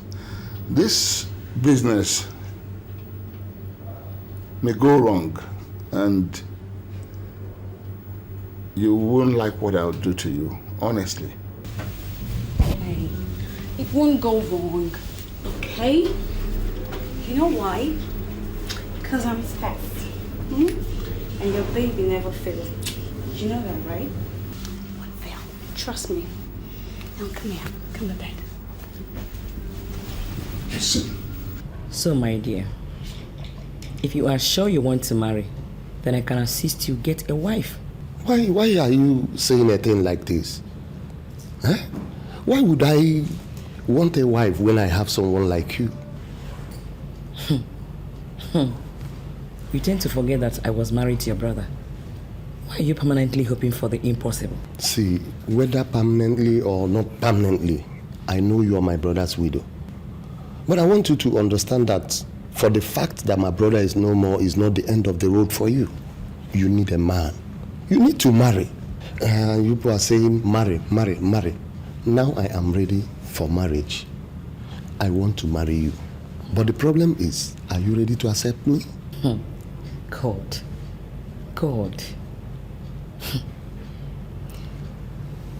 Do not take it as if I am being difficult. The feeling I have for you is very, very different. You should try and understand me. Good evening, Uncle. Good evening. Good evening, Mom. Yeah. You returned late today. I hope it's all. Everything's fine. I actually went to see a lawyer. A lawyer? Is anybody suing you or you're suing someone? No, Uncle. I actually have a document I wanted him to help me interpret. Oh, all right, I see. You're welcome. The choir master came here to complain that we don't attend choir practices anymore. But I told him you'll attend tonight. For what? Can't you see she needs some rest? She's just coming in. Eh? Besides, must everyone be in the choir? Please, at least go in and take your shower and rest. Thank you. You don't have to give her such advice. Young girls should be encouraged to participate in church activities. I agree with you. But one has to leave first. She needs some rest. The old women are singing the other day, which means the choir cannot be empty.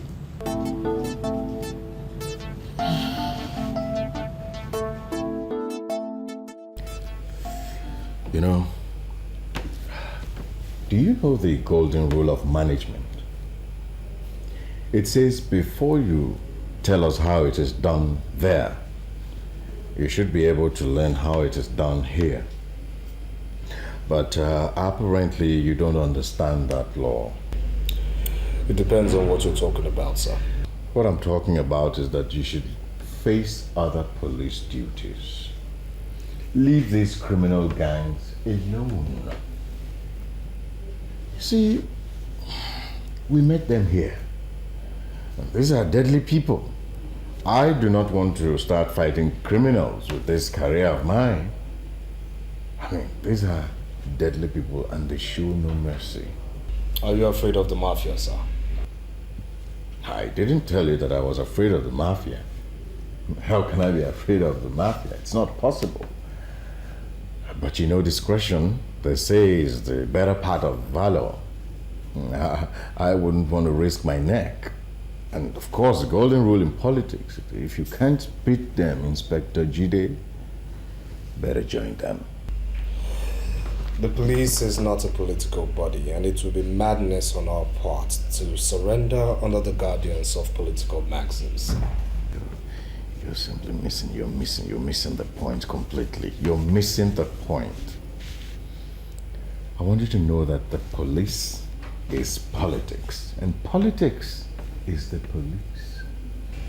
I don't ever want you to forget that part as you carry on with your duties. So what are you saying in essence? Leave the gang alone. Leave them alone, Inspector Jide. These guys control the economic status of this city. You can't fight them. Oh, okay, I understand you came here to fight them. Yes, but you can't fight them the way you're carrying on. These are deadly people. What I expect you to do is to be friendly with them. Besides, they pay well. That's the only way you can fight them. When you join forces with them, then you can attack. Not in this way you are going on. If you go on like this, it will destroy you, Inspector Jide. I mean, that's just my advice for you. Do you know the Mafia? Of course, I wouldn't say that I didn't know the Mafia. I mean, if I told you that I didn't know the Mafia, that of course means that I'm just parading myself as the area commander for nothing. Of course I know the Mafia. Do you work with the Mafia? I will not want to be insulted. So you told me to work with the Mafia. They pay very well and they could destroy. Now if I'm to follow your theory, sir, I want to know who else in the police force works with the Mafia. The reason why I asked you, sir, do you work with the Mafia? I only know the Mafia. Can you take me to them?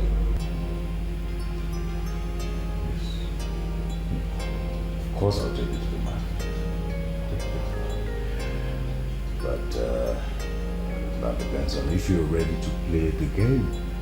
Of course I'll take you to the Mafia. Maybe I say I'm ready.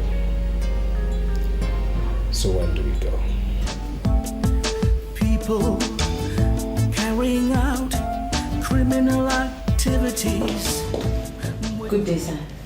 You sent for me. Oh yes, Constable, good day. Sit down, please. Yes.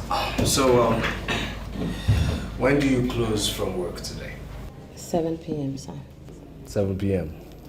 Do you have any appointment after work? No, I don't. Why do you ask? Well, I would like to do some talking with you, and as a matter of fact, I'd like to take you out tonight. Sir, why don't we go to my place? There we can relax and talk properly. You want me to come to your place? Yes. Do you have any problem with that? You don't have a boyfriend who could make a surprise appearance. No, I don't. And why, if I may ask? I don't know why, but I'm telling you the truth. I think the boys are scared of me. I mean, a beautiful officer like you doesn't have a boyfriend. That's strange. Sir, maybe you do not understand. Most of the big girls you see around town do not have a boyfriend. And it is not because they do not want to, but because the boys are scared of them. Really? Well, this is one lecture I would like to hear in better and greater detail, so educate my ignorance. Sir, you see, the so-called big ladies are searching, praying, dying for companionship. And then the boys are just discussing that they're sleeping around. It would amaze you the kind of guys they date. Hairdressers, barbers, gym instructors, dry cleaners. Well, you cannot blame them because these are the kind of people they are close to, and so they rely on them to make themselves happy. It's all right. You know what? Why don't you write me your address here? I will come later and then we'll talk in detail.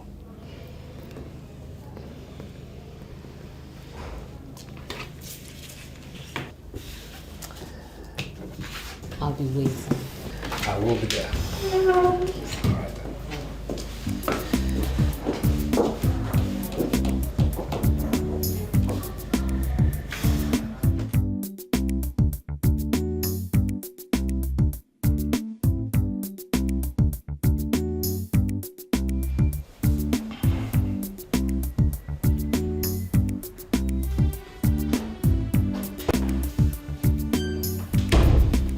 You sent for me, sir. Yes, Alice, sit down. How are you enjoying your job? Very well, sir. Are you sure? As in, really sure? Of course, sir. I am enjoying my job. I want to give you a small responsibility. I'm all ears, sir. The board members, they have approved a facelift for the conference hall. You know, when such minor contracts come up in the company, I normally give to my secretary. So I called you here to ask you, can you handle this? Yes, sir. I just need to know the content of the contract and the budget you intend to execute the contract with. Let us say 15 million naira. The contents will include to replace all the plastic chairs in the conference hall with proper furniture. Then the curtains. You have to remove all the curtains, all those aged curtains, and replace with something new, something modern. Maybe the rugs and any other thing that you can replace in the hall to give it a proper facelift. Can you do this? Yes, I can. Good. Now, can you drive? No, sir.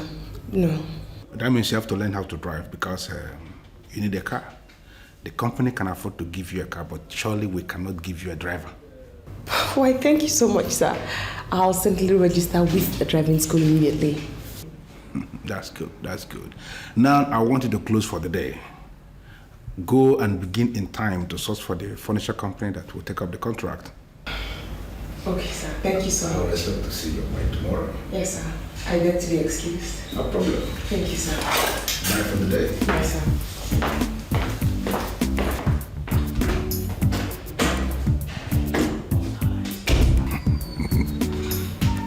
Good girl. Good girl.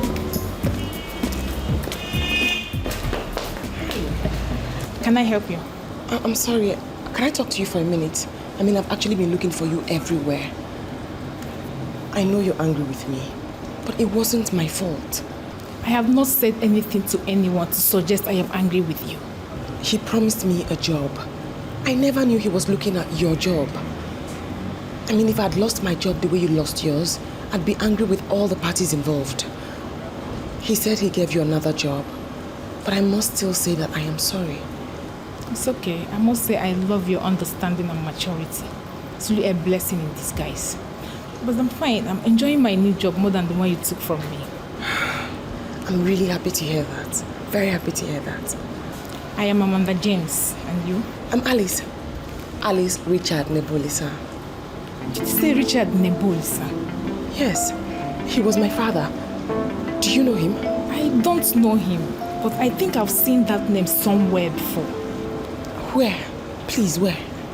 I presently can't remember, but when I'm relaxed, I'll remember. Don't worry, just call me. Let me give you my card.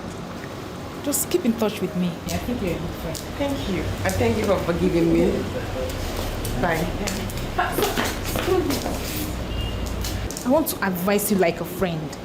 Be very, very mindful of Mr. Okafor. He can ask for it right there in the office. And he can't turn him down. I mean, I've lost count of number of times he did same to me. What? I mean, you can't be serious. I am telling you what you must experience soon. Apart from that, he's a nice person. I have worked with him for 11 years and I know him very well. Okay? But please, don't say I mentioned this. Oh, no, I mean, of course not. I won't. Take care of yourself.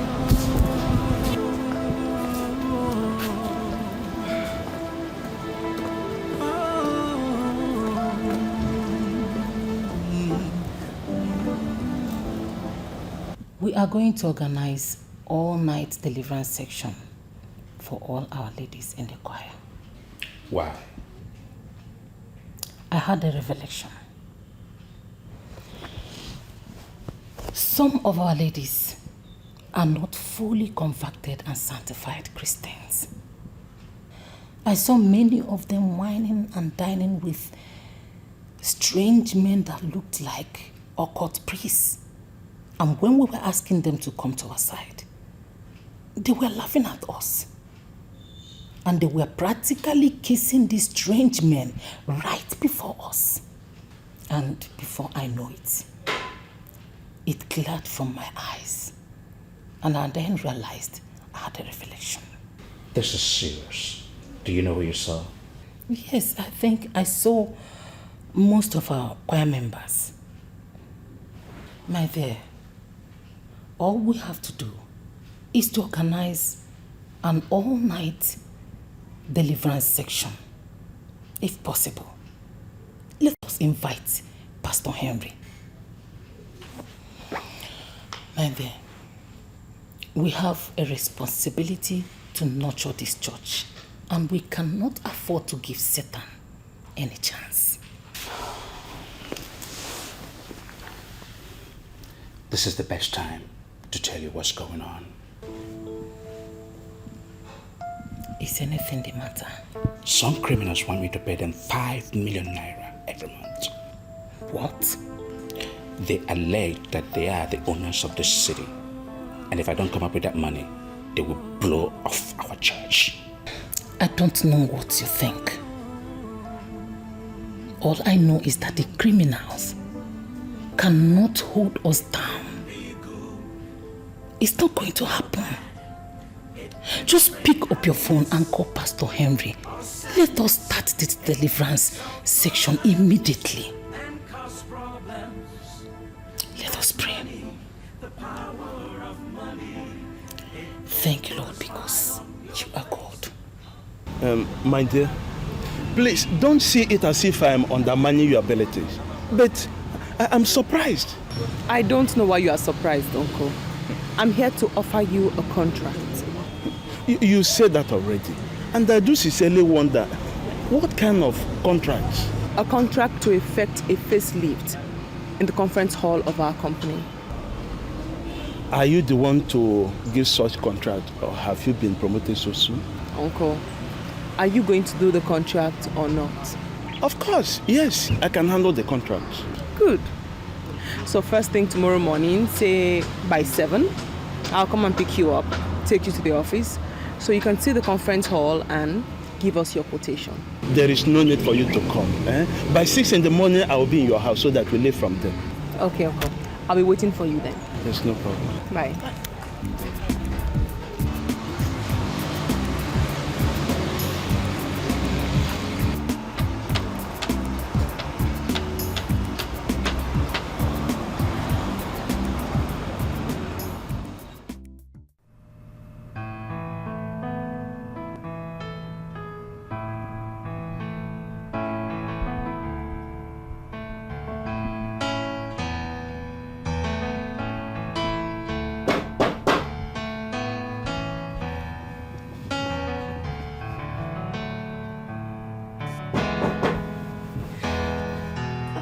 Hold on, I'm coming.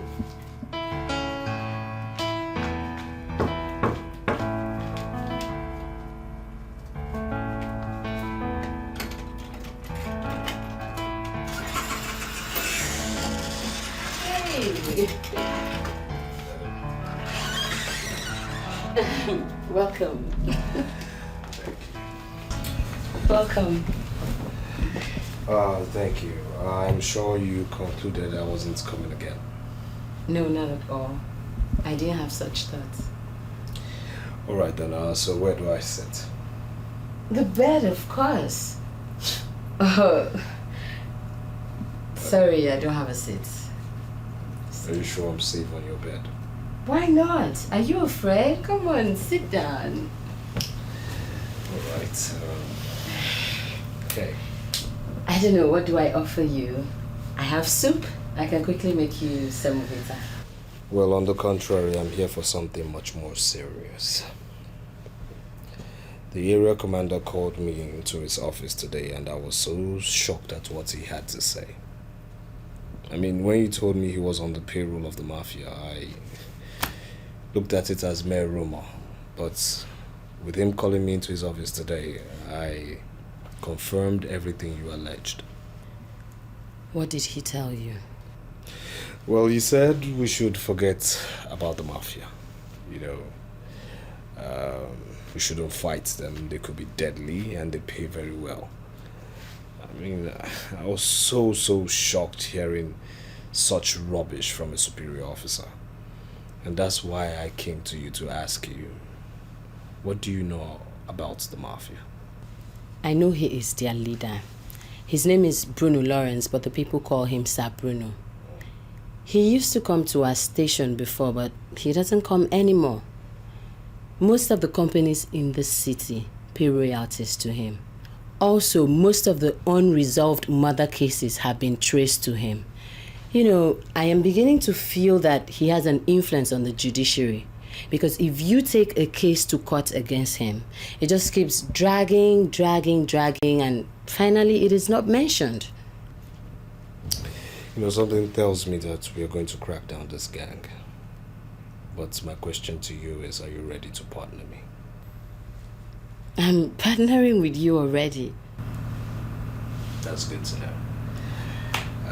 I'll be leaving now. But I thought you were sleeping here. You want me to sleep in your room? Are you out of your mind? So you have to be conscious of your personal security. The mafias don't sleep. You know what? Put on some clothes. Meet me outside. I don't sleep in ladies' rooms,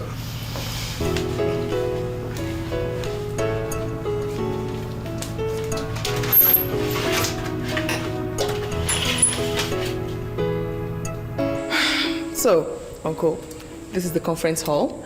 Management actually wants to change these plastic chairs into proper furnishings. The curtains, everything. I think everything. And I was wondering, why would I give this contract to someone else when my own uncle is a furniture maker?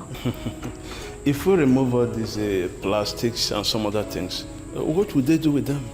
Honestly, Uncle, I don't know.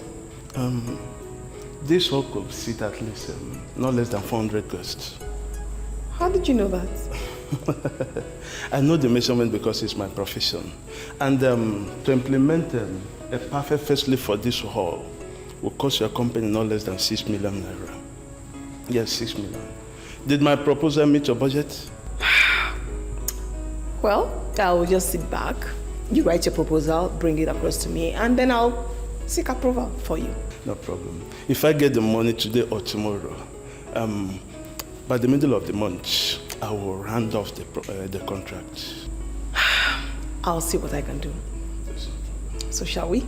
There's no problem. I thank you very much. Before noon, I'll be back. I'll never disappoint you.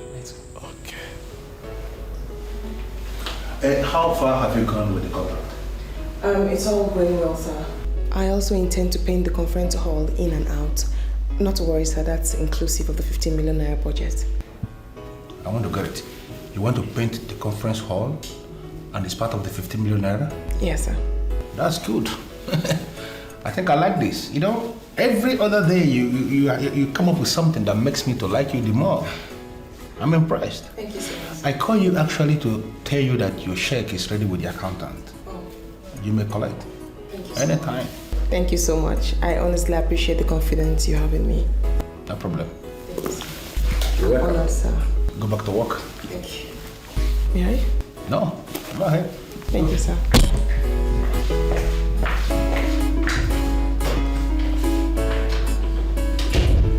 I understand you're a lawyer.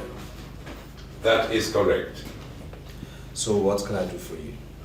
I understand you're one man who is determined to crush all criminal gangs terrorizing the city. And who told you so? I am a practicing lawyer, not just one with a certificate. And in practicing, you get exposed to information. I know that lawyers respect you a lot. And they talk good about you. Well, I must say I am honored and encouraged getting this information from you. Oh, it's a pleasure. There was this case where 3 lawyers got blown up in their office. Nothing could be identified. And the final police report said that there was an explosive device in the office and that a wrong electrical wire caused the fire that ignited the device. If that was the police reports, then why are you telling me this now? Because I am now in possession of certain facts that make me believe that the police report was a cover-up. How do you mean? A man approached me and wanted me to my chambers to represent him in a business deal. We agreed. But very soon we realized he was not trustworthy. He was very economical with facts. He would not allow anybody to be his witness, even his family. He rejected, said it was not necessary. He wouldn't tell us the name of the company he was dealing with, where domiciled, the country, the amount involved. No, but at the same time, he was offering to pay us double what we agreed if we kept the business secret. So we wrote him a letter asking him to look for another chambers. That was on the 4th. 3 days ago, the daughter of the man wanted to verify from me if I signed that. And he also brought that one.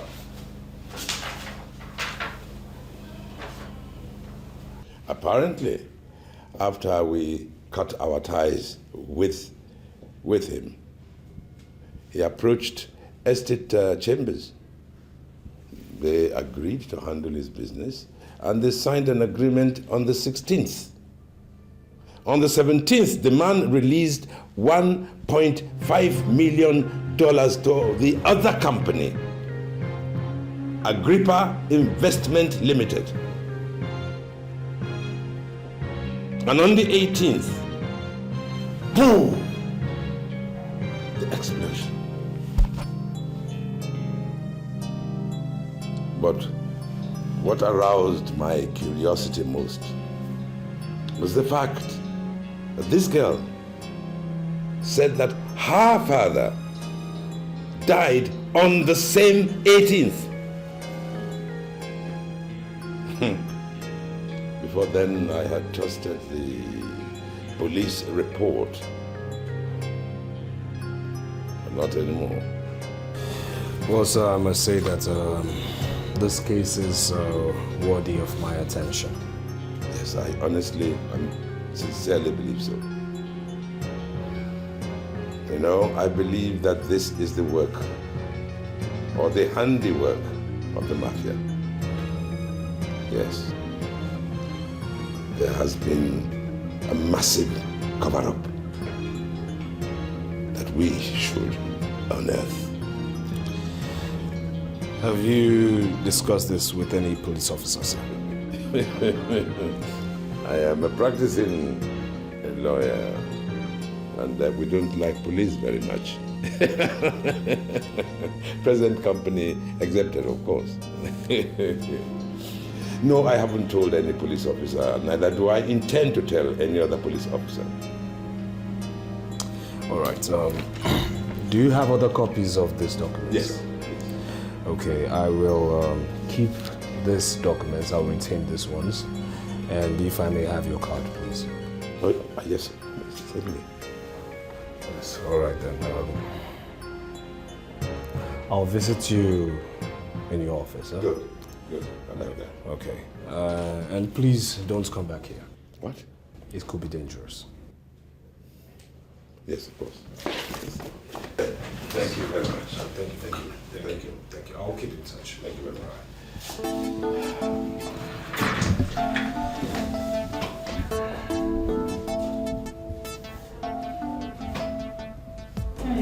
How are you finding the job? It's awesome. It's lovely. In fact, they asked me to go learn how to drive because they want to give me an official car. He made the same offer to me, but I rejected it. Why? You see, our society has a very funny way of looking at a single girl who has a car. I mean, they see her as a loose girl, as a corporate prostitute, so... I mean, do you think I was excited about the offer? Maybe I'll just refuse it. No, you don't have to. I mean, we don't share the same conviction. It even appears that I was wrong. Why'd you say that? Up till now, I am still not married. It therefore follows that the car I rejected was a mistake. So you can go ahead and take the car. I mean, it's your luck. Thank you. Amanda, you promised to tell me what you knew about my father. Please, where did you see that name, or what do you remember? I still have not remembered where I saw that name. But I promise you, if I remember, I'll come and tell you. Please, I'm really eager to know. Try and remember. Don't worry, I'm doing my best. I know. Thank you. You Thank you. I'm having so much fun. I know there's lots of work to do, but don't worry, you get used to it. Yeah, I hope I get used to it. Sorry. Please hold on.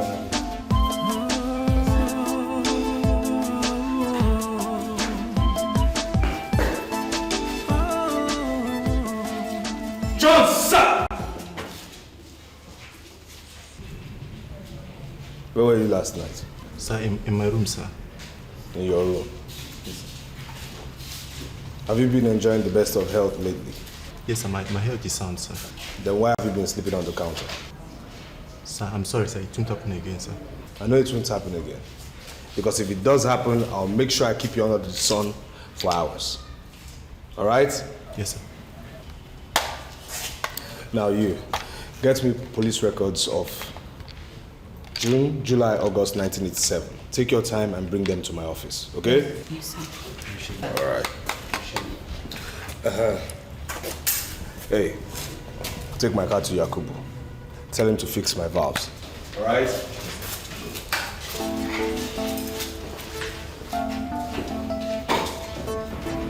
I came to find out how far you have gone, sir.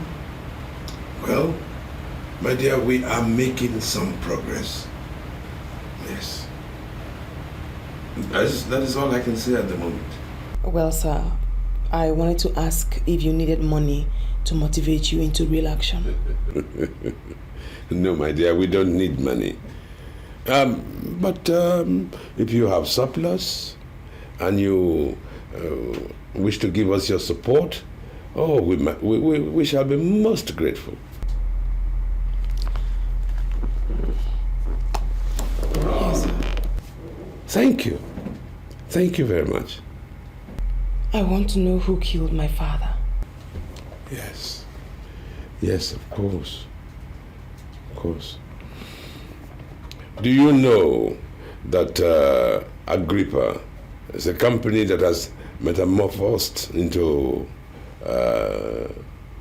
A&D where you work? Of course I know. So, what are you doing about getting into the archives and looking around to see what you can get there? I don't even know where the archive is. Are you not the personal assistant to the general manager? Yes. Well, what about his drawers, his files, his cupboards, anything, anywhere? See what you can get. I'll try, and I'll come back here once I get something. Good.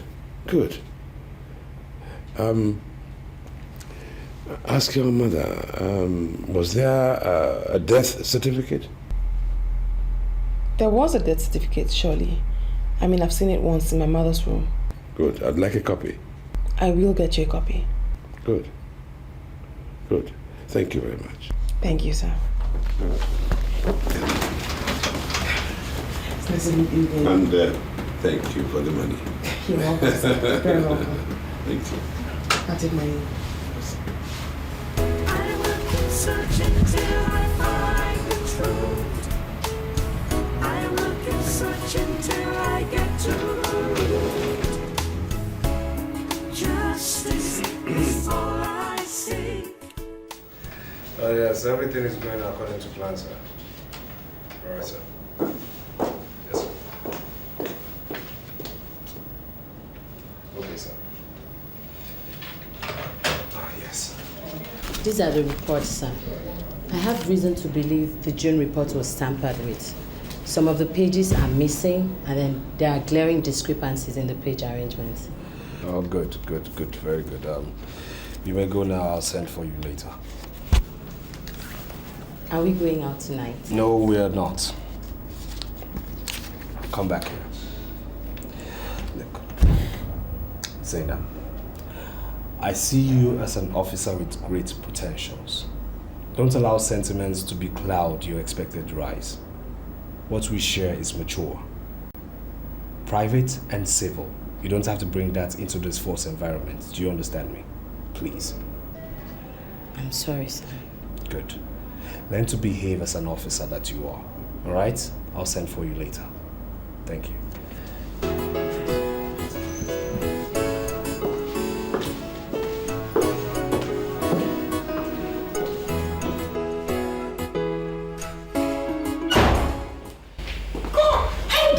Into my office like that. I'm sorry, sir. You better be.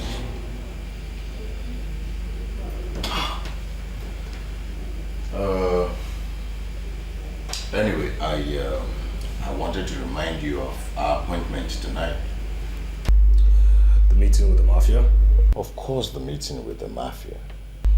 I'm sorry, I'm not going, sir. Why? I mean, what's your problem? Well, I've already informed them that we are coming. They are waiting for us. You're a compromised officer, I am not. You wine and dine with the same people you empowered to arrest and prosecute for the interest of national peace and order. I am not holding any meeting with your Mafia. And when you see them, tell them Inspector Jide is on their trail and watching them very closely. You want to die? You want to wage war with a gang that have sophisticated weapons, huh? Okay. I also have reasons to believe that you tampered with the police report of June 1987. What are you talking about? Your so-called Mafia blew 3 lawyers to shreds June 1987. 1987 June, another man was deceived into investing $1.5 million into a particular company. Now, the company that received this money metamorphosed into another company June 1987. Now, the reports you have here doesn't show any of such information. And I have reasons to believe that the police report has been tampered with. Reason why I ask you, sir, is this not the reason why you don't want to get transferred? You want to retire in this city? You know, a lot of times you fail to realize that you're just an inspector. An ordinary inspector. You're my immediate boss, yes. But you and I know that we are answerable to superior officers in the force headquarters. Now I want the torn pages of the police report, else you face our superior officers. Inspector Judy, are you threatening me?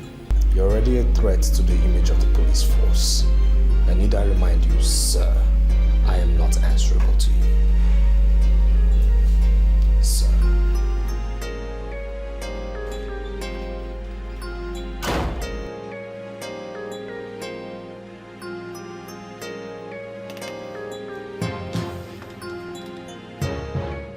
This is a check of 5 million naira, Uncle. You can go and claim the money tomorrow. Please, I want to beg you not to disappoint me.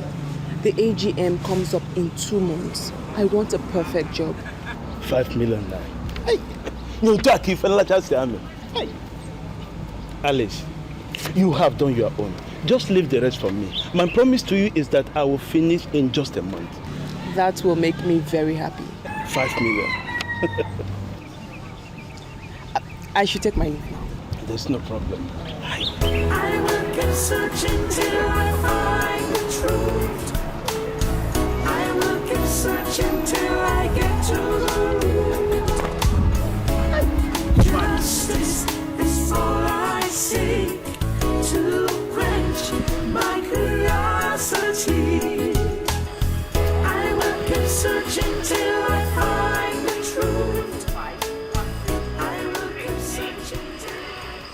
Good afternoon, Uncle. Good afternoon. You're welcome. Please sit down. Thank you very much. Let me get you something to eat. I've just prepared something. No. What? Thank you. No. When I get home. It's been long you came to visit me, you know that. So what's the problem? No, Uncle, no.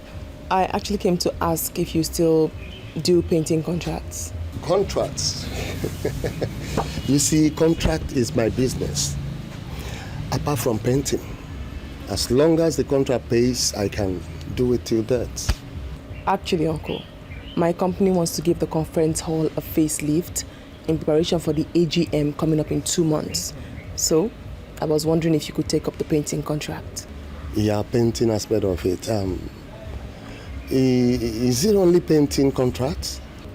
Yes, there are other contracts, but I gave them to Uncle Gilbert. I specifically reserved the painting contract for you. All right. So, how much are they paying? What is your price, Uncle? Would they want to paint it with real paint or those paint made in the barracks? The company wants the best. Okay. Is it going to be outside alone or inside and outside? In and out, Uncle, including the fence leading to the conference hall. You know the place. Yeah. The conference hall. Okay. Take this. The painting will cost 800,000. Okay. That means you have to come to my office tomorrow. I'll give you a check of $1 million so you can start up immediately. Alex, you see, this kind of contract brings out the best in me. And because of this, tomorrow morning first thing, I'll use my money, get the paints and the painters. And I assure you, in 3 days, it is done. That will be awesome. But I honestly have to take my leave now. All right, thank you. Okay, bye. Thank you, my dear. Extend my greetings. Okay.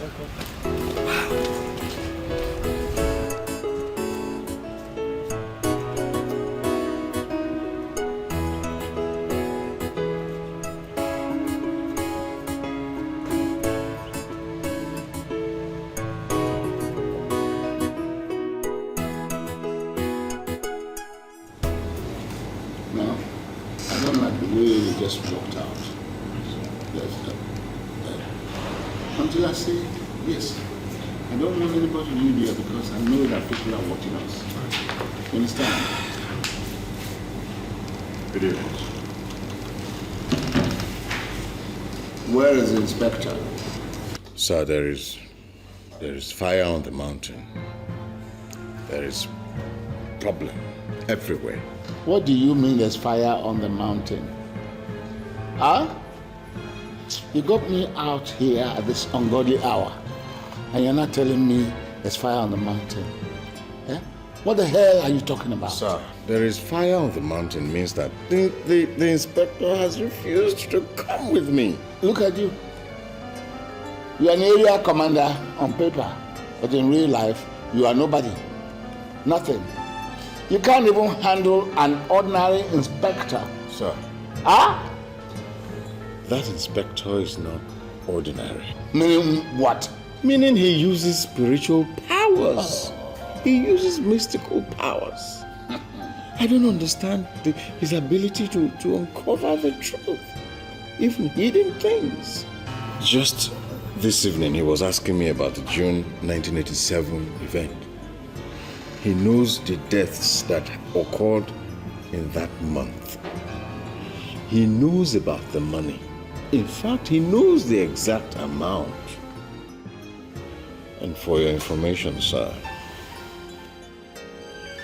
he knows about the company. I mean, it takes a man with spiritual powers to know all of that. How dare you? How dare you reveal such vital information? How dare you allow such information to leak out? How? No. I didn't leak any information. That information didn't leak from my office. We covered everything. It couldn't have leaked from my office. He uses spiritual powers. Yeah, I'm ashamed of you. I pay you good money to cover my ass. 2 million naira every month that you collect, and you cannot do anything with it. Huh? Now listen to me. Go and search for that source of information and kill that person. Are you listening to me? Human beings give information to that inspector. Go and look for whoever it is and terminate it from the source now. Because if you don't do so, I will kill you. And I'm giving you 3 days. 3 days to do so, or else you are dead. Okay, sir. I will do my best. I will do my best. I will do my best. To my perpetual control of this city.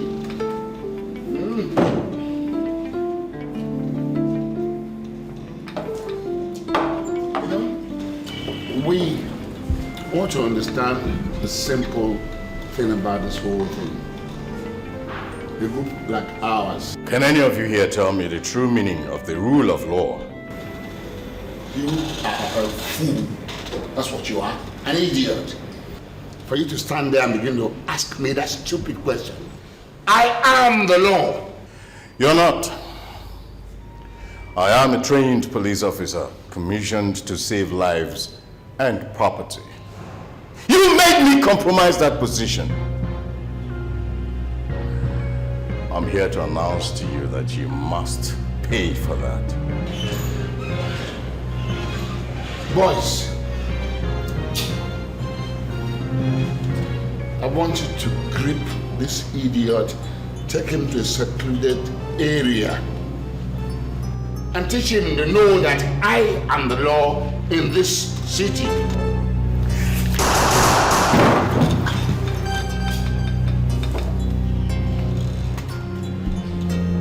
Fool, you shot my man, and I'm gonna kill you.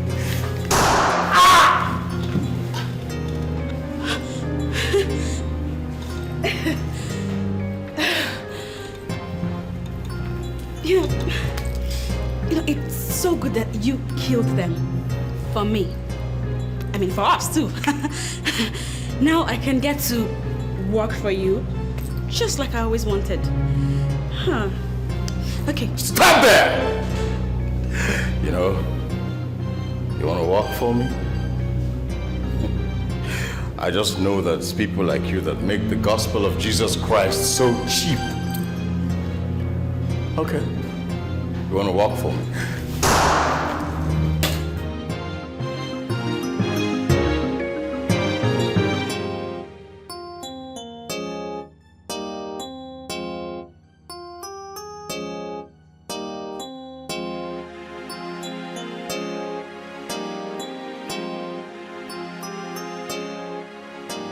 What have I gotten myself into?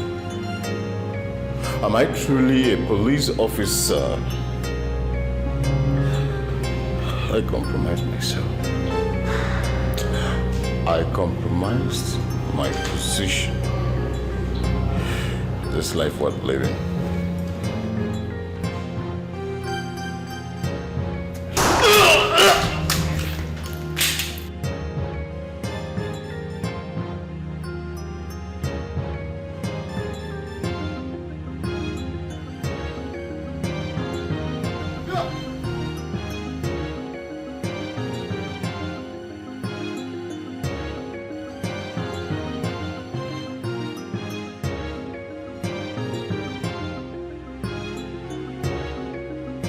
I shot myself. Why on earth did I start to fool around with these evil men? I am not going to allow them to destroy me. I won't sit and watch them destroy me. It is fire for fire. I will keep searching till I find the truth. I will keep searching till I get to the root. Oh, I'm sorry I'm late. No problem. No problem at all. How are you? I'm good. I'm alright. Vera, if I tell you I see you as a best friend, that certainly is an understatement. Reasons? You saw me and you liked me. You went out of your way to trust me. You trusted me enough to give me information which ordinarily shouldn't be given out. And courtesy of that your information, it's now glaring to everybody that my father was actually murdered. Yeah, you said that already. And now I want to ask you a very simple question. What are you going to do? God, they say, works in mysterious ways. I believe this is the time that God has chosen to unmask every single person that was involved in the murder of my father. And may I know why you said that? Vera, this city is filled with evil men and good men equally. I work with a group of very powerful men who love justice, who seek justice, who fight for justice. My father's blood will continue to cry out for justice. Sorry, Alice. I don't mean to be too forward, but who are these men you're working with? Vera, I want to be certain. I want to be very sure of every person I meet and every decision I will make before I squeal anything to anyone. No offense, but I certainly will let you know.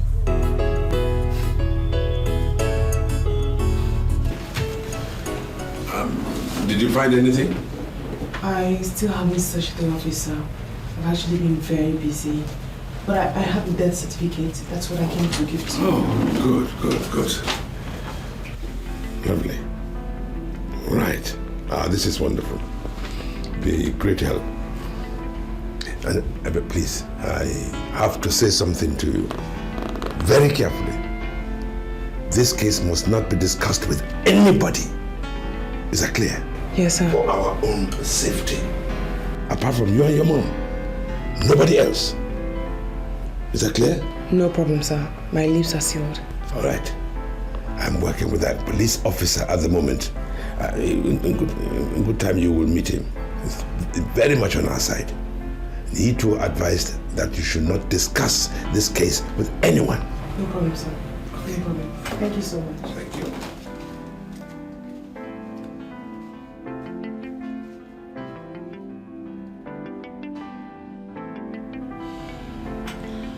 Some members of your group said that you are not showing enough commitment. As a thorough Christian woman, and I want to know what your problems are. I'm sorry, Mother, but I don't understand what you mean by not showing enough commitment. You did not take part in the all-night vigil of the choir members. And I want to know your reasons. Oh, that. I wasn't in town. I want you to go and see Pastor Henry. Pastor Henry? What would I be doing, Pastor Henry? I want him to lay hands on you and pray for you. Already he has conducted the deliverance on the choir members, except you. Mother, to tell you the truth, I don't need prayers to sing properly in the choir. I am sorry, Steph. I am not talking about your singing ability. But all I'm telling you is the decision of the church. You must go to Pastor Henry if you're still interested in remaining in that choir. Did I make myself clear? Yes, ma'am.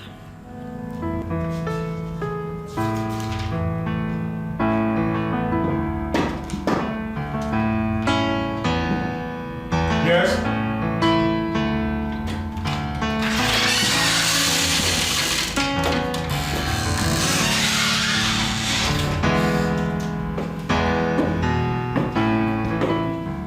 Good afternoon, sir. Good afternoon. Do I know you? I was asked to come and meet with you. Well, why would you be asked to come and see me? I'm a member of Omega Dynamic Word Assembly. Not Pastor Henry, that anchored the deliverance for choir members. Oh, you were a member of that choir? I'm not just a member of the body. I practically wrote our praise manual. Even Pastor Timothy has had countless reasons to commend me for my dedication and commitment. That's good to know. That's good to know. Well, in that case, have a seat. Please sit down. Thank you, sir. Alice, I called you here to say that I am impressed with your painters. I'm happy with the speed, and I think I love the color combination. Thank you very much, sir. Now, can they paint the entire compound? Yes, sir. But any need for that? Yeah, serious need. The original plan was for us to give the conference hall a facelift. You came up with the idea of painting the hall inside and outside. Yes, sir. Now we have a situation where the hall is looking different from the other structures we have within the compound, and I think that is not right.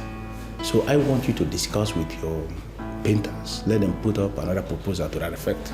I will, sir. Thank you, sir. No problem. And one more thing, Alice. You are required to be with me in Abuja this weekend. I'll just get ready. Prepare. Thank you, sir.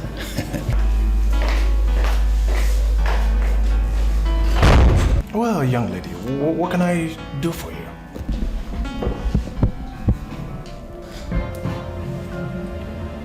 What are you doing? Do you like what you see, Pastor? Do you realize I'm a man of God? Oh, God. You see, Pastor, there are things that happen in the church that ordinary members don't get to hear. One of such, I want us to experience now. Look, young lady, you have fallen prey to the antics of Satan. You should surrender under the power of heaven, the supremacy of God. Talk about submission and surrender. You know, I already surrendered to you. Now you can grab. Come on. See, that's the problem. You prayed yourself to the bone marrow, huh? You need someone like more. Don't do this. So easy now, Pastor. Step away from me. Come to me. Don't come close. Don't. I bind you. my lord, I bind the lion. You, oh God, don't do this. I will go to police. I don't know how I feel. I'm a man of God. Oh God. I confess your sins. Oh, you should repent and be born again. Your sins should be confessed. Zainab, I remember telling you this earlier, but for the purpose of emphasis, I'll say it again. Zainab, you're beginning to attach yourself to me in a manner that might jeopardize my mission to this state. Sir, what did I do? Whatever we do outside should stay outside. Don't get carried away, please. But I thought I've been very professional about this. That is what you think. I know you've not been professional. Listen to me. I'm here for something very, very important. Do you understand me? And please, I don't need us to, let our one night of extra activity or one night of ecstasy jeopardize my mission at hand. Please. Now you may go back to your duties. Yes, sir.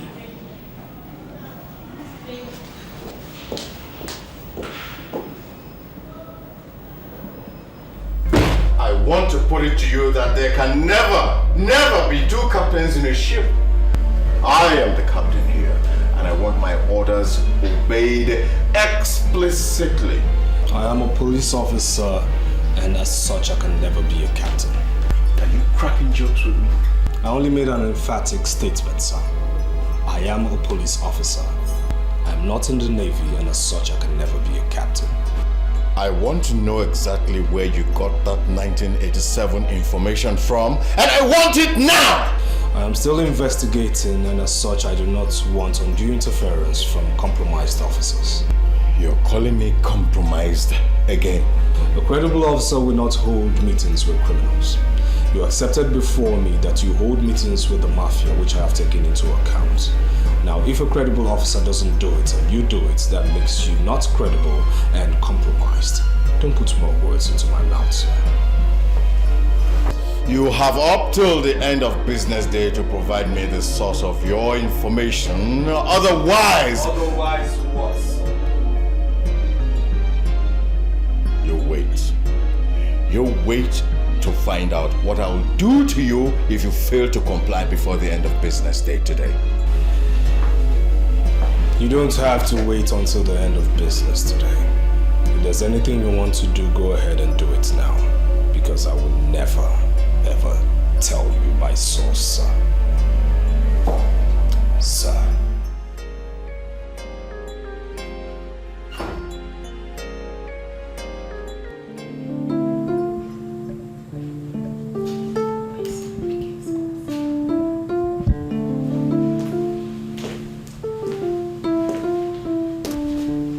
Honey, what's the problem? You're not looking too good. I've been calling Pastor Henry and he refused to pick his calls. Oh, okay. Let me call him. Oh, God.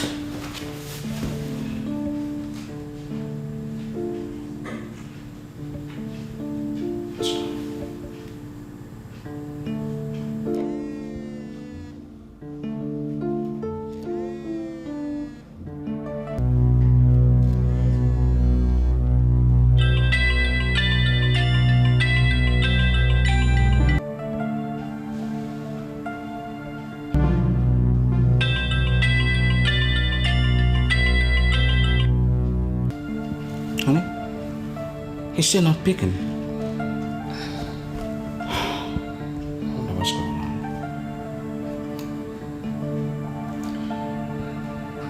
on. Sister Eve. Hello? Hello, Pastor. Pastor Henry has been shot in his office. Lord Jesus. What? Henry has been shot. What are you talking about? Some people came into his office and saw him in so full of blood. Where is he? They rushed him down to the intensive care unit at the general hospital. Pastor, please hurry, he's going to die. Henry has been shot, he's in the hospital. Come on, let's go. Jesus.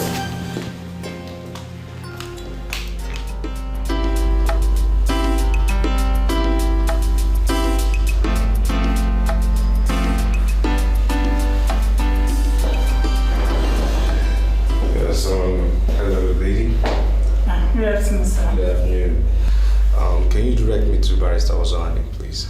The name, sir? Inspector Chide. Yes, Central Police Station. You're the inspector. Barrister is waiting for you at home. He said I should give you this address. Meet him at home. All right then. Thank you.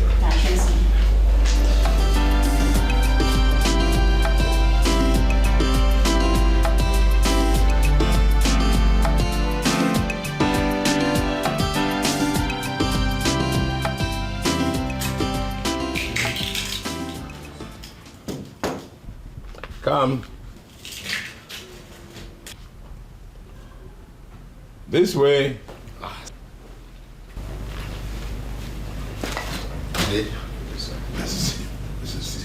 Please sit down.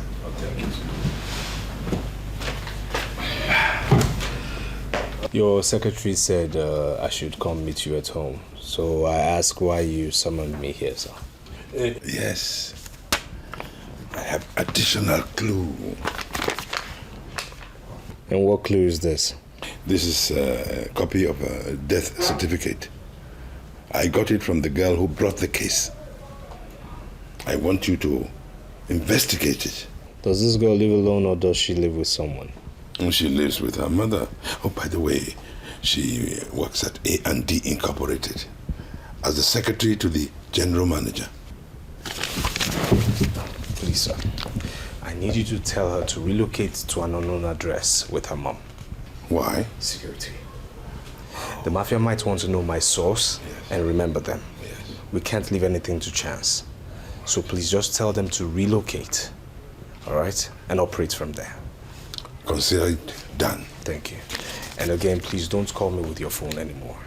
Call me with a private line or call me with a public phone. I'll do same. Right. And when you call, just say a call from Vigor. I'll know it's you. Hang up. Vigor? Yes. Right. Thank you. Now, shall we go and have something to drink? Sir, no. Time is of the essence. Thank you very much. Let's talk some other time. Thank you.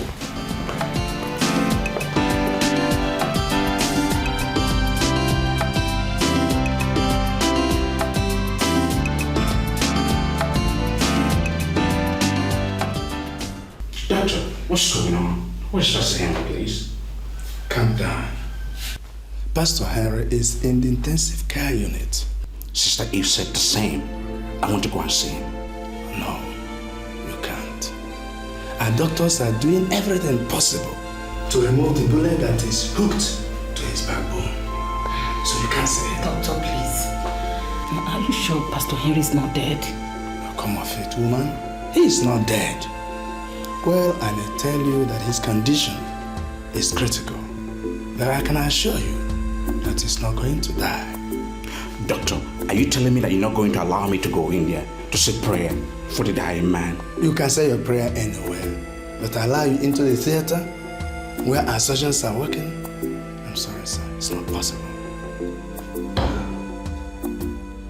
So, how far have you gone with your treatment? I'm good now. I'm okay. As you can see, I'm okay. You know, it's good once in a while you visit the doctor. Even when you think you're healthy. If I didn't go, I could have been dead by now. It was there that I discovered that my system was on the verge of collapsing. But I thank God I'm alive now. I'm good. I'm okay. I'm equally happy. I'm happy you are back. Really? I was coming in and I saw some painters working everywhere. What's going on? Oh, that. You know, my secretary, I told her that we needed a facelift for the conference hall in preparation for the, forthcoming shareholders meeting. Yeah. And after the facelift of the conference hall, she came up with the idea of painting the hall, both inside and outside. And after painting of the conference hall, we started to see this, this discrepancy between this very hall and the other structures within the company. So I asked her to also paint the entire environment. And the budget seems to be very low. That's why you see painters everywhere. Wow. Well, I can say she's good. No, Benson, I think you are underrating this girl. She's not just good, she is very good. Wow, that's by the way. Have you heard the news making the rounds? The news making the rounds, is it in the city or in the company? In the company.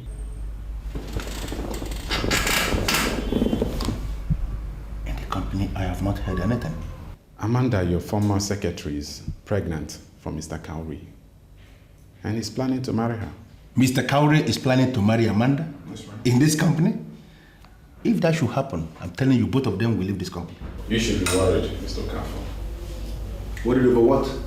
You should be worried that you were not able to make that girl pregnant for 11 years you dated her. What? People are beginning to think that you're not man enough. Wait, are you telling me that people knew I was dating her the time she was working for me? Come on, Mr. Okafor, there is nothing hidden under the sun.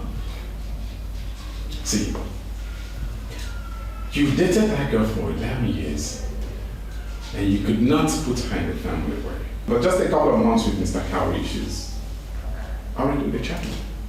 I'm sorry, Benson, but you must be an imbecile to ever think that I am in the same level with Mr. Cowrie. Why did he come to me? Why didn't you go to Cowrie? Yes, I dated. What? Man, I don't understand. Why would Mr. Cowrie go into that woman raw? Why? In this new millennium? In this age? Of course, I dated her. But I never entered her raw. Because I know what I'm doing. I'm a civilized person. Do me one favor. Go back to Mr. Cowrie in his office, look into his face, and tell him that he's an idiot to have gone into that woman raw without any protection. You know, what are they talking about? They are opening raw and they are entering raw in this business environment, and you are coming here to discuss that thing with me? I have spoken to the police officer, and I think he has made a very good suggestion. What did he suggest, sir? That you and your mom should relocate to another unknown address. Why? His source is being investigated, and soon they might remember your mother. So it is very prudent to take your mother to an unknown address. Are they that powerful? You're dealing with Mafia. They're heartless and ruthless. They will kill an entire gathering looking for one person. Oh yes, I'm not bat an eyelid. If you ever cross their path, consider yourself dead. But we don't have another house. Where do we move to? Well, I have a flat in one of my buildings, and you can go there. It was a space I wanted for a guest house, but you can have it for now as a temporary measure. Where is the flat? The street behind yours. I'll have to speak to my mother about this, and I'll get back to you. No, you haven't got that time. You must move tonight. So urgent? Dealing with criminals, ruthless criminals. That reminds me, sir. I actually saw a document in my father's wardrobe. It's dated 1983, May, but the account statement has my father's name as the account holder. I don't know if it's of any importance to you. My dear, it could be of utmost importance. Have you got it there? Oh, I didn't know it was going to be important, so I didn't bring it. But if you want it, I could get it for you. Oh, yes. Yes, I think it could be very, very important. I will get it across to you, sir. Yes. Thank you. Thank you very much. Thank you, my dear. I will keep searching till I get to the root. Yes, Oga Police, can we help you? I want to see the medical director. What is your card number? Woman, I am not sick. I'm here to see the medical director for something urgent and official, not help. Yes. Do you know his office? If I knew his office, I wouldn't be wasting my time asking you this question. I need to see him real quick. Time is running. Okay. Enter from this passage. The second door by the right. That's his office. Thank you very much. I will searching till I find the truth. I will keep searching till I get to the root. Justice is all I seek, to quench my curiosity. Yes, come in.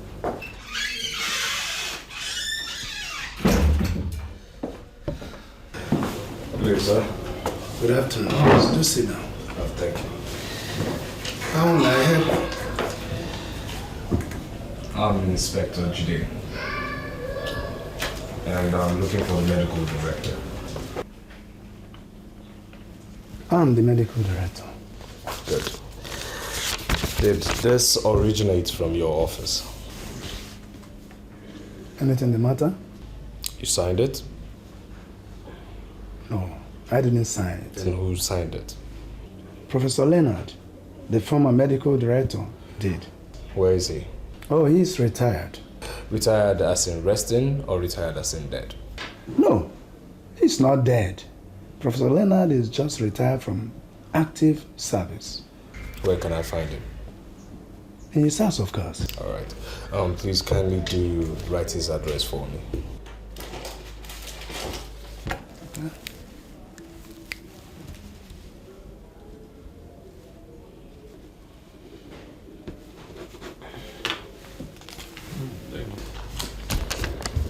Thank you very much. The man is old. Don't dream so much. If anyone comes here asking you any question, do not give him any detail. We, the police, are trying to unveil some criminals. Now, helping the police is part of your civic responsibility. I'm sure you do understand that. How am I sure you are not one of the criminals out there? Because I'm leaving your office and you're still alive. Criminals live with tales of woes and sorrows. Have a nice day, sir. There is more to it than meets the eyes. Something is wrong somewhere. Things are not as they seem to be. Something is hidden somewhere. How is your health, sir? I'm getting better. Have you been able to find out the source? Well, I am doing an entirely different thing altogether. I got talking with the young inspector this afternoon, and I found out that he doubted me when I told him that I knew the Mafia. From the way things are going, he might even end up working for us. You know, he initially was scared that, I was trying to set him up. So what have you done? Yes, he wants an evidence of 10 million naira. Yes, for me to convince him that I actually know you, I know the Mafia. I don't understand what you're saying. Well, all we have to do is package this money in a briefcase. I take it to him. He sees it. He knows it is coming from the Mafia. And I bring it back. Just something to show him that, I have a good relationship with the Mafia. Are you sure he's not setting us up?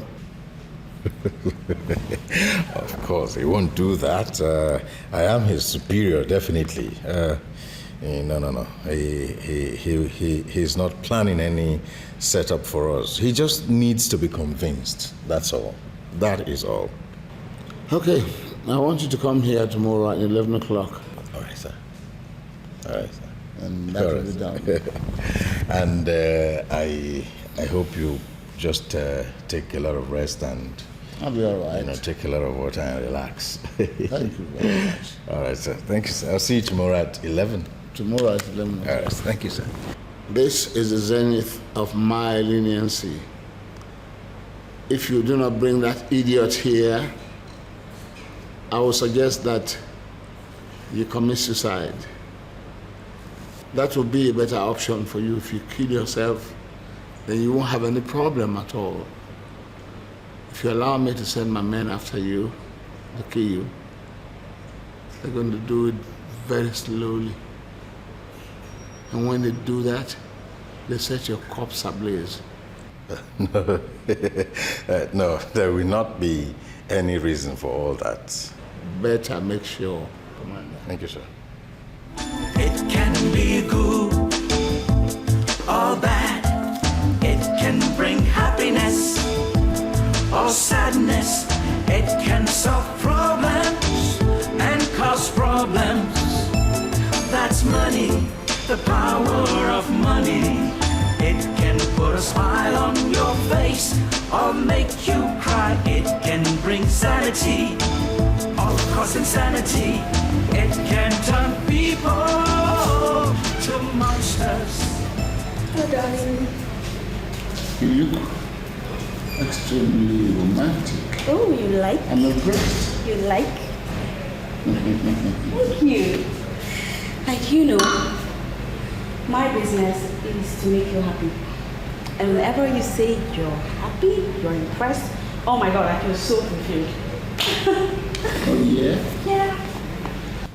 Can you tell me one good reason why Pastor Timothy has not paid a dime into my account? Can you?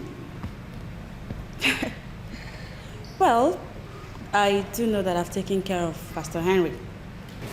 And having done that, Pastor Timothy is gone. Because you see, my dear, Pastor Henry is actually his spinal cord. And now that he's handled, Pastor Timothy is nothing. Trust me. I do not understand what you're talking about. Well, maybe we should go to the bedroom and I'll show you what I mean. Come on.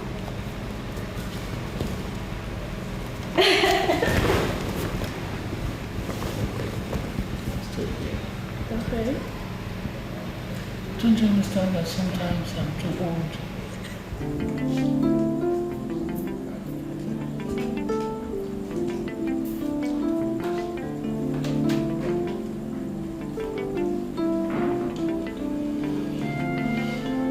This used to be my favorite.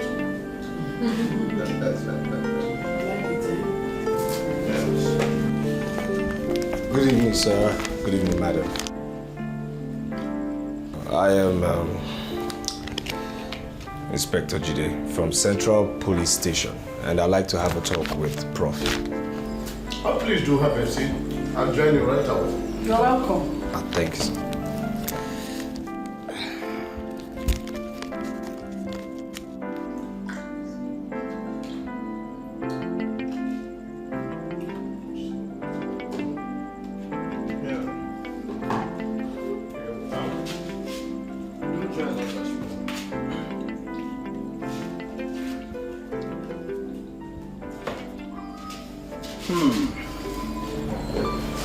What do you want, officer?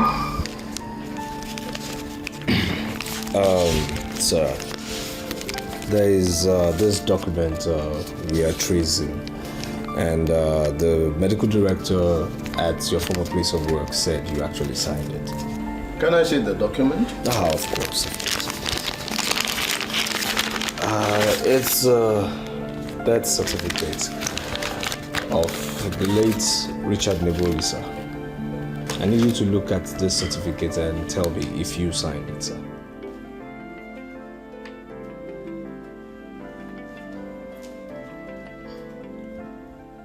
Yes. I'm the one who signed the document. I signed it in my capacity as the medical director then. Oh, good. Splendid. So, what was the cause of his death? The cause of the death is written in that document. Just can't you see? You're with your eyes there. Sir, I am not a medical director, you know. I'm just a police officer. You signed this document, so I need you to explain to me the cause of his death. If you insist. The man died from cardiac arrest. Sir, I need you to be careful what you say, you know. Tell me the truth. Because evidence reaching the police say that he was actually murdered. So, sir, I need you just to tell me the truth and nothing but the truth. Because else I'll subpoena you to court. You're an old man and I know you wouldn't like that. Inspector Jide, or whatever you call yourself, what else do you want from my husband? I mean, why are you grounding him? He has told you everything that he knows. What is all this? Madam, your husband must answer all my questions. Ha. What exactly do you want from me? The truth. Prof, did you conduct a proper post-mortem on late Richard Nebulisa before writing his death certificate?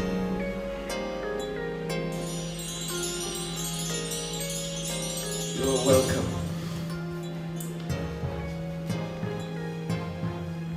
Why did you bring me here? I want you to assure me that you are still committed to the promise you made. Well, that depends on the particular promise you're talking about. All right. I had a dream where some relevant government authorities came asking after the circumstances surrounding the exit of Richard Nebulisa Esquire. That is, if you know what that portends. Wait a minute. Professor Leonard, you mean you invited me here to come and discuss your dreams? I'm sorry, Sir Bruno, but I killed the man because you promised to cover my track. Now, I want you to reassure me that that promise still stands. Without any fear of contradiction, I give you my word that everything is perfectly under control.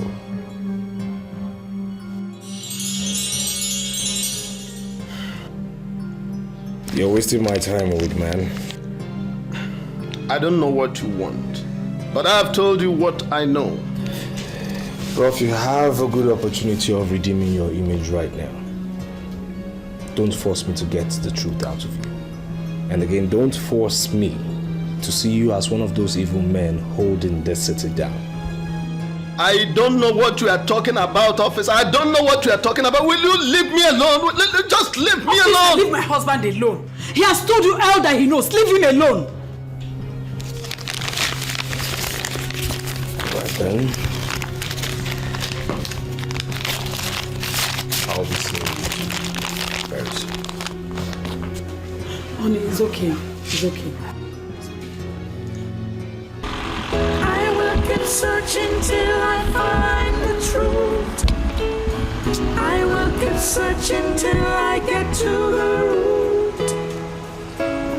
Justice is... What happened? Any luck? He didn't say anything. His countenance failed him though. I knew he was lying. Okay, let's go. Justice is all I seek, to quench my curiosity. I will keep searching till I find the truth. I will keep searching till I get to the root.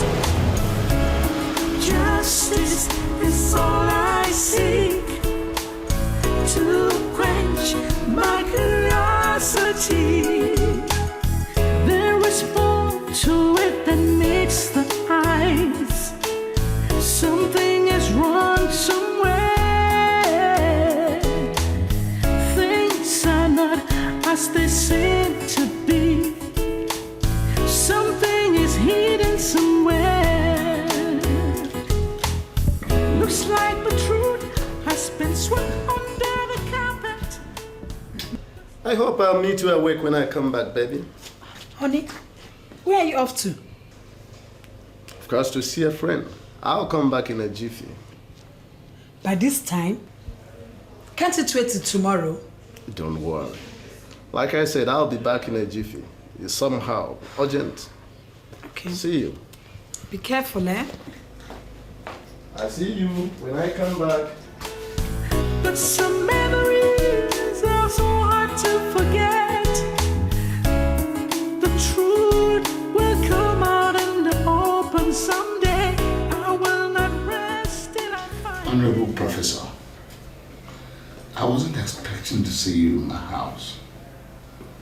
I hope everything is all right. Everything. I mean, every single thing is not all right. Why did you say so? Good. One police inspector, Jide, just left my house. He knows everything. I mean, every detail, he knows it. By the way, you promised me that you were going to cover everything. But at the end of the day, you succeeded in covering nothing. This man told me point blank that Richard Nebulisa was killed. You can see that by this singular act, you are going to ruin my retirement. Did you tell him anything? How could I? How could I tell him anything? However, I managed to tell him that the man died from cardiac arrest. Oh, good. Good. Relax. Everything will be all right. Just relax. Don't let Inspector Jide bother you at all. Are you sure you are going to handle the situation? Don't you trust me anymore? Relax. Everything will be all right. Just relax. Let me get your favorite drink. Honorable Sir Bruno. The only Mr. Fix-It the whole universe. I am the one that they couldn't arrest. You could say that again. See, all over the world, men and women always dream of wining and dining with the powers that be. You see, I am the personification of the powers that be. You could say it again. This way from me, let me get a drink.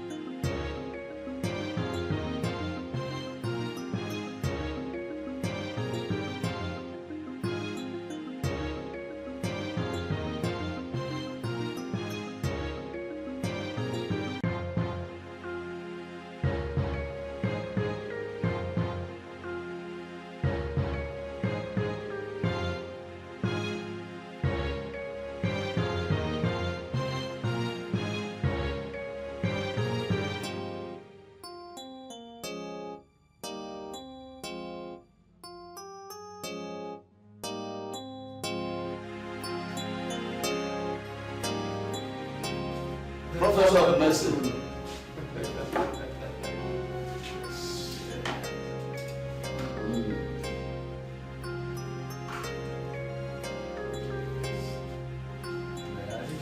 Yes.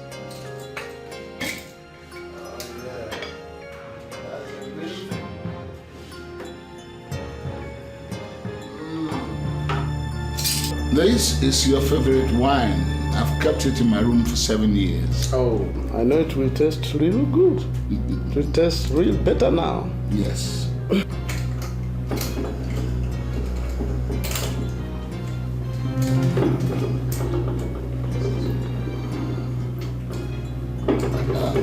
it out. Just put it out. That's it. That's the real thing. Cool. Son.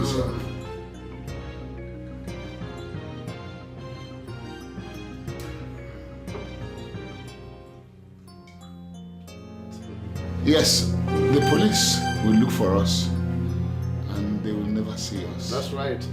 And we shall remain the men who will control this city. Oh yes, oh yes.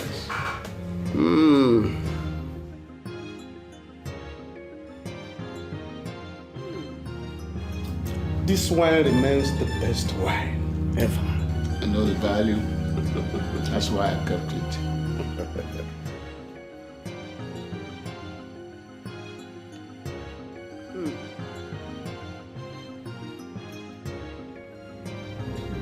I don't have to keep my wife waiting. Okay. I'll be waiting for your action. All right. Well, thank you, Professor. Thank you, Sir Bruno. Cheers. He was paid. Now it is time for him to pay.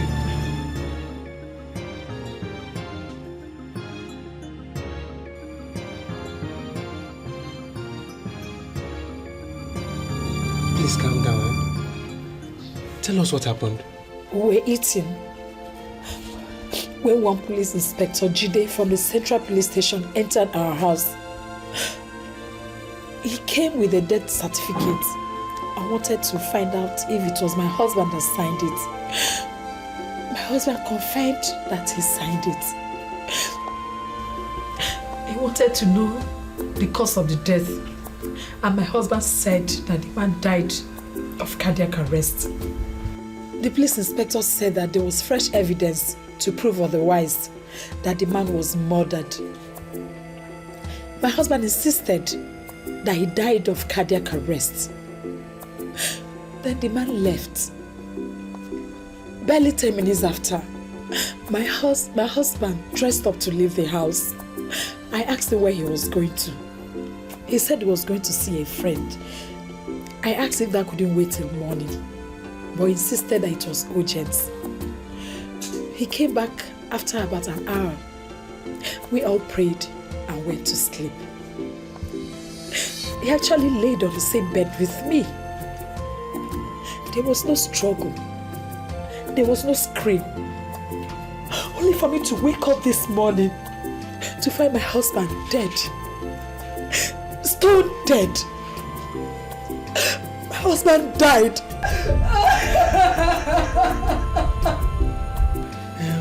Did he mention the name of this friend he was visiting? He did not. He did not. He just died. Calm down, eh? Take heart. Eh?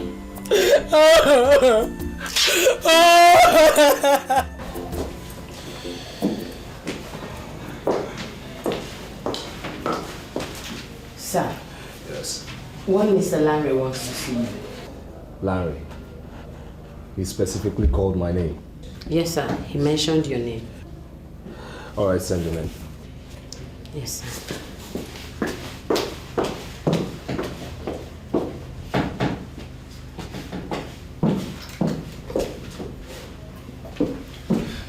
Good day, officer. Yes, good day, my brother. How are you? I'm fine, but not very fine. I'll sit down. So, my brother, what can I do for you? My name is Larry. I'm the younger brother to Professor Leonard. Well, I must say your brother, Professor Leonard, is not a friend of the police. Why do you say that? There is a murder case I'm investigating presently, and I know he has a lot of explanation to make. I quizzed him and he didn't tell me anything. Definitely he was lying. But trust me, I will be with him this night. He has to speak for his own good, else I will force him to. You don't have to go there tonight. And why do you say so? Do you have information for me? My brother passed away last night. You're not serious, are you? I'm serious. I'm actually here because his widow told me you came around last night. Why? What is this? He doesn't have to die now. He doesn't have any reason to die now. Oh my God. Look, I'm sorry. Please forgive me, okay? I'm sorry about his death, but he hasn't answered my questions. He didn't want to die either, you know? What do you mean by that? Do you know your brother was part of the Mafia? And he could have committed suicide in order not to jeopardize his organization or expose the Mafia. Are you suggesting that my brother killed himself? Look, I've not said anything, but I'm not saying that, but still it's a possibility, huh? Well, when you left last night, his wife told me he drove to visit an unidentified friend. He came back, slept, and then could not wake up this morning. You know what you're going to do? You're going to go to your people. Tell them the police want to conduct a post-mortem on his corpse. Don't bury him just yet. Yes.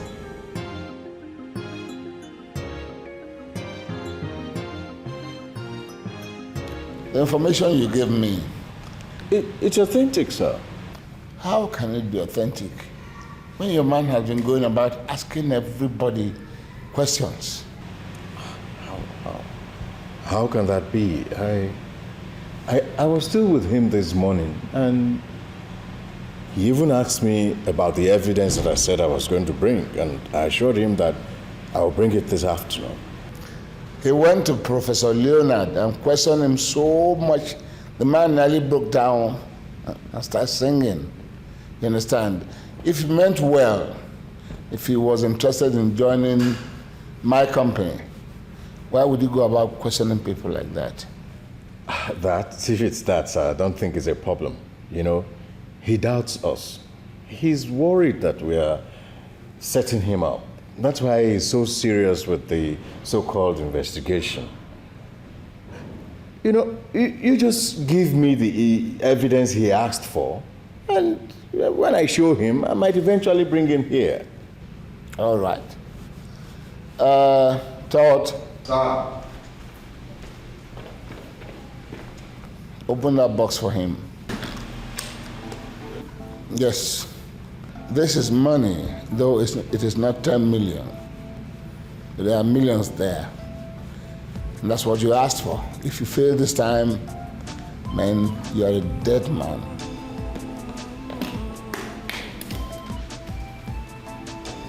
Well, you have just given me the tool, you know, to bring him here. Just leave the rest to me. I'll handle it. Thank you, sir. You better not fail this time. I won't fail, sir. Thank you. Solve problems and cause problems. That's money, the power of money. It can put a smile on your face or make you cry. It can bring sanity. In my career, I've seen the Mafia move separately. But I must say that the way they move in the city is the most dangerous I've ever seen. Why do you say that? I went to visit the man who signed the death certificate last night. I questioned him to get some facts. He was lying. Then I left. Then I gathered he went to see a friend, unidentified though. Came back, slept, never woke up. This is serious. Yes. I like to see the girl and her mother. I like to question her mother. She's still a suspect, I am sorry. And I will not play down on this suspicion until I've quizzed her mother properly. Right, okay. Yeah, I'll take you to their home. Good. Oh, by the way, that girl has actually found yet another lead. The best so far, in my view. Her father's bank statement. Oh, yes. And the bank is still alive. You will not believe this. He had $7 million in 1987. Now, luckily, the bank still exists. So what you have got to do is find out if the money is still there or it has disappeared.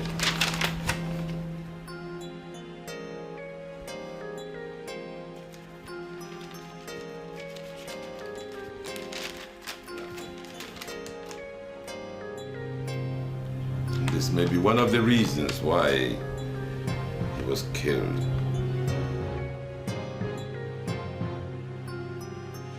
The moment she came into my office, I knew I was in trouble. You know, she began to exhibit some seductive movements that I didn't understand. You know, and suddenly she began to take off her clothes and she just rushed at me like that, and I was so helpless. I'm sorry, Pastor Henry. I am very, very sorry. But you should have run for your dear life. Don't blame me. Don't blame me. I was taken in by her story. She told me she was the one that wrote the praise manual for the choir.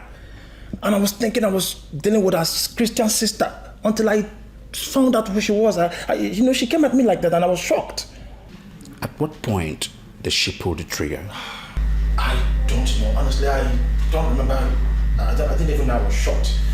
But I remember trying to resist her and she was forcing herself on me. Then I passed out and I woke up in the hospital and they told me they had removed one bullet from my backbone and all that. To think that that kind of girl is in a Pentecostal choir beats my imagination. I still cannot believe it. Okay, she even claimed she claimed you know her well. I saw it coming. In fact, I had the revelation, and that is why I called for that deliverance session. You see, we may have to disband the choir. Yes. Because Steph is not and cannot be the only one that is possessed in that choir. I can't believe this. To imagine that I regarded her as one of the best singers in that choir. Oh, it beats my trust.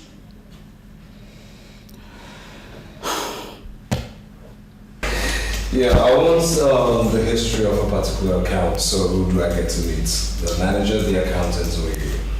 It depends on what you want. I can make such inquiries, but when I can, I will refer you to my immediate boss. Well, I think I'm fine by you. You see, I am currently investigating the murder of a particular prominent man who gave birth to a very beautiful girl just like you. The matter was left unresolved for a number of years, but right now the long arms of justice are about to force themselves out. Well, the daughter of this said man gave me this statement of account, and this is what I want you to do. Look it up in your system, open it, and tell me what you see. I like your manner of approach. Well, thank you very much. Of course, a beautiful banker like you is expected to do beautiful things. Wow! What's the matter? No, but you have to see the manager. What's the problem? Nothing. But there are certain things he alone has to explain to you. So where can I find the manager? It's not on seat now. You can come again tomorrow. All right. I'll come tomorrow then. So can I have my statement? Okay. Thank you very much.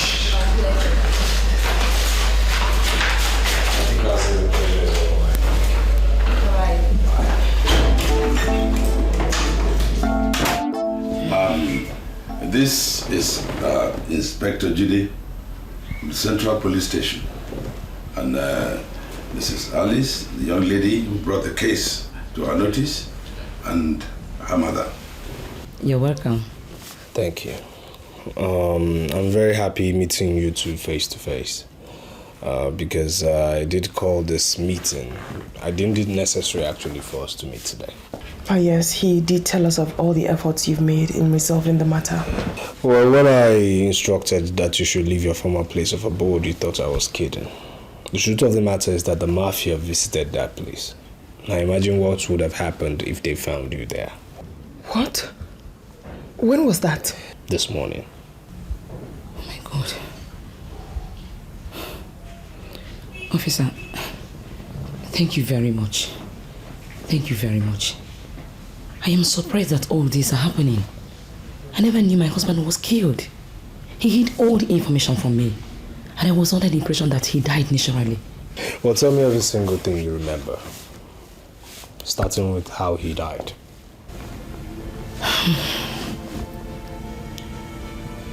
He woke up normally that day and left after eating his breakfast of pounded yam and insala soup. He ate the same breakfast every other morning. He came back around 8 p.m. I can remember that night, he smoked in the sitting room for about 10 minutes and went to bed. Meanwhile, he had quit smoking before, but he smoked again that night. I later joined him in bed, and he was already asleep. I didn't touch him. He was snoring like he does all night, but I managed to sleep. I was the first to wake up in the morning. It has never occurred. It has never happened. Unlike him, he will be the first to wake up, but that day, I was the one to wake up first. I turned on the light and noticed that he was not breathing. I touched him and he was too cold. Too cold.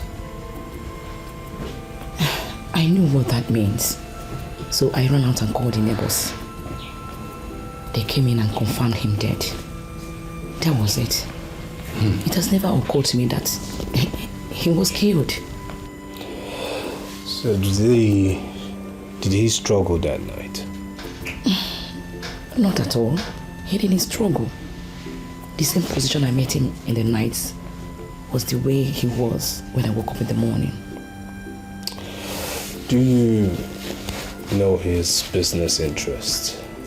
He never allowed me to know. He made it a law that once he entered the house, that business must not be discussed.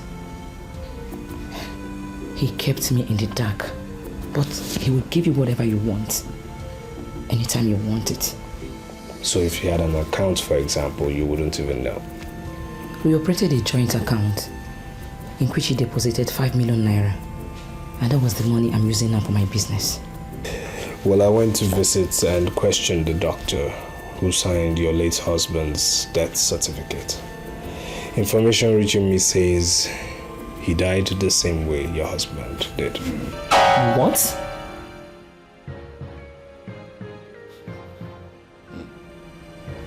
Officer, are you suspecting anything?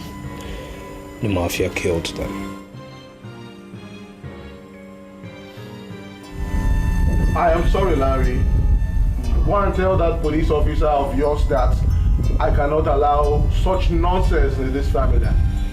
If he wants a postmortem, then he must wait for his own father to die, then he can perform such experiment on him. Do you understand me? I cannot allow my brother to be used for such laboratory experiment. Do you understand? Bros, I don't know why you are misunderstanding this whole matter. The police are suspecting our brother was murdered, and they want to investigate. And if you look at the whole circumstances surrounding his death, I agree with them. The police have warned that we should not bury him. Did you hear that? Who is that police officer to tell me not to bury my brother? Who is that police officer? Do you know what the postmortem is? They want to pick up the professor and cut him into two in the name of experiments. So that what trash is that? I would never allow such happen to my brother. But bro, if the police still insist on going on with the investigations, why don't we allow them? If not, they will conclude that the late professor was murdered by members of the family.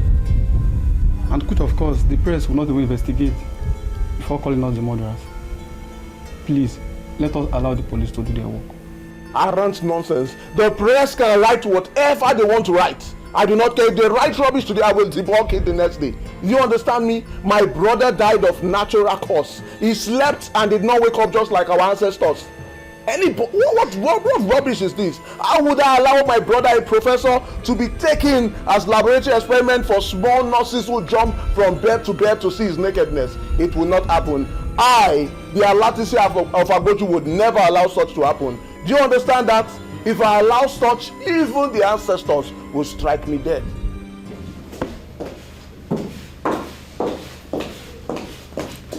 Sir, you sent for me. Zainab, sit down. So tell me, what are your findings and why has the area commander not been coming to work? I understand he traveled, sir. Traveled? I mean, he couldn't have traveled without a handover, without telling anybody. Are you really sure you went to his house? Sir, I am a very serious officer. I went to his house and the guard said he traveled. Could he have been killed by the Mafia? Sir, please, you need to slow down on the tempo and rest. The way you're going, you may break down. Rest. When the city is on fire? Do you know what you're talking about? What are you up to? Nothing. I was thinking maybe you'll come around tonight. You know what? You go back to the counter, alright? And don't come back here until I tell you to. Yeah, stay there. On another note, you go with some officers to the area commander's house, okay? Comb the place, drill the guard. You may never know when you get proper information. You may leave now. Yes, sir.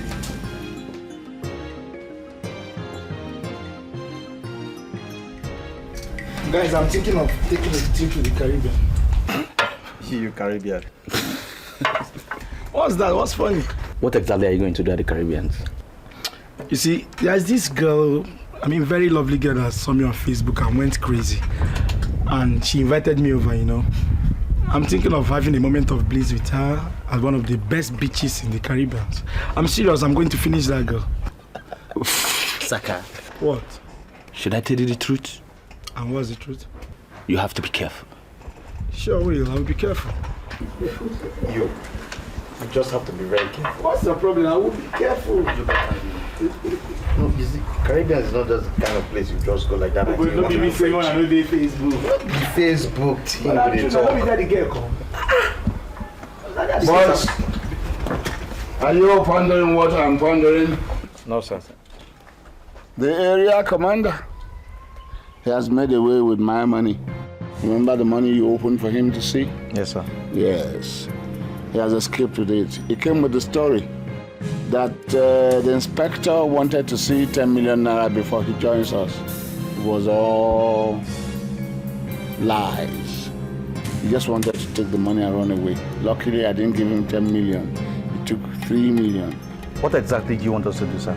I want us to bring the area commander here. Yes, with my money. But in case you don't find the area commander, look for whoever has seen him and bring him here. If you can't find who has seen him, look for who has heard about the area commander, whoever he is. Bring him here. The truth is that you must bring somebody here. Am I clear? Sure. You stay behind.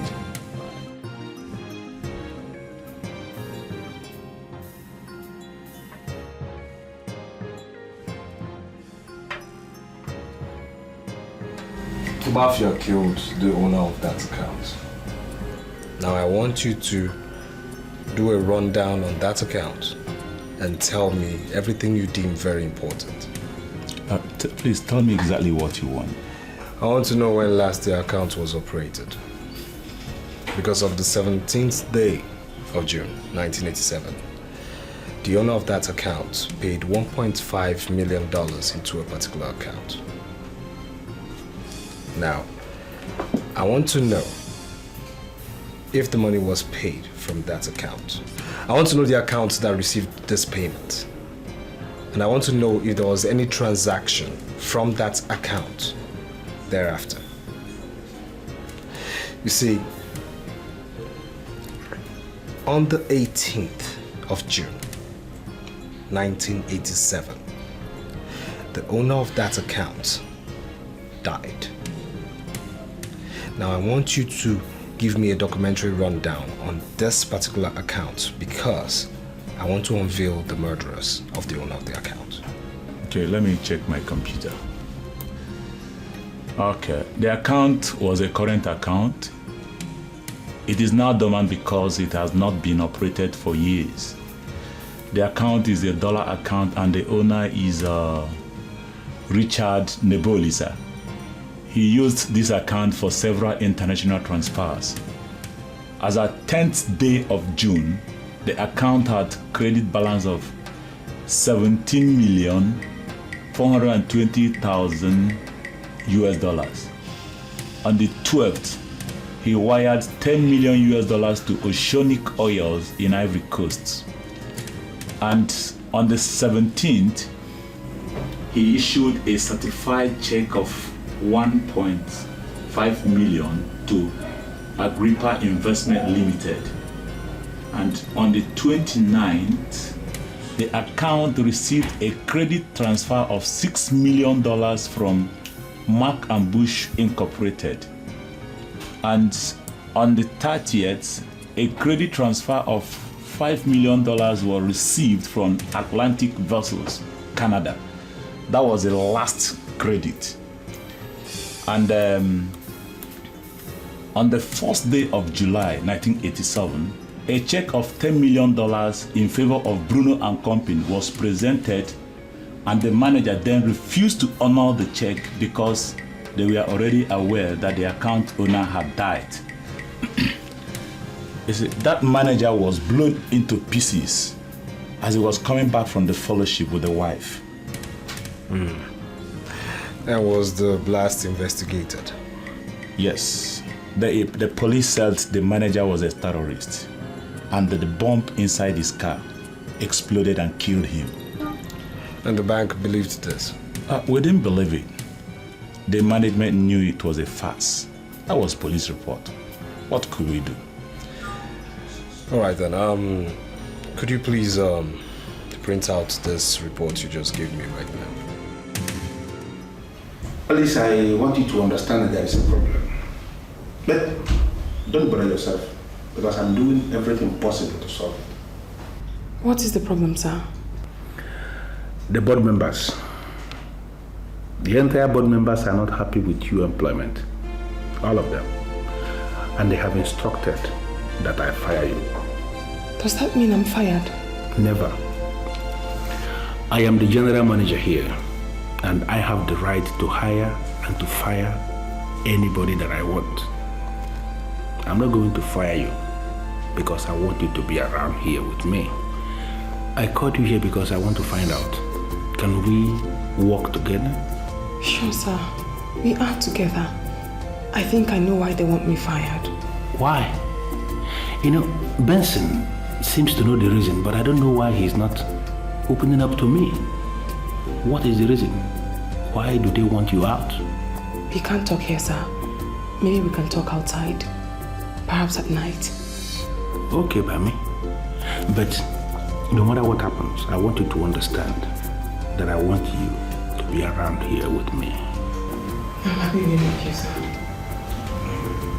Thank you very much. So we'll see you later. Yes, sir. Well, Barrister, I don't have any more time to waste. I've already discussed with the bank manager and he says the account has a credit balance of $16.5 million. Whoa. Yes. And the wife's name is there as the next of kin. So this is what I need you to do, sir. Start the process of a letter of administration for the wife and the daughter tomorrow. I'll consider it done. I mean, how can a man have the kind of money we're talking about and then take his family to go and live in that cheap accommodation?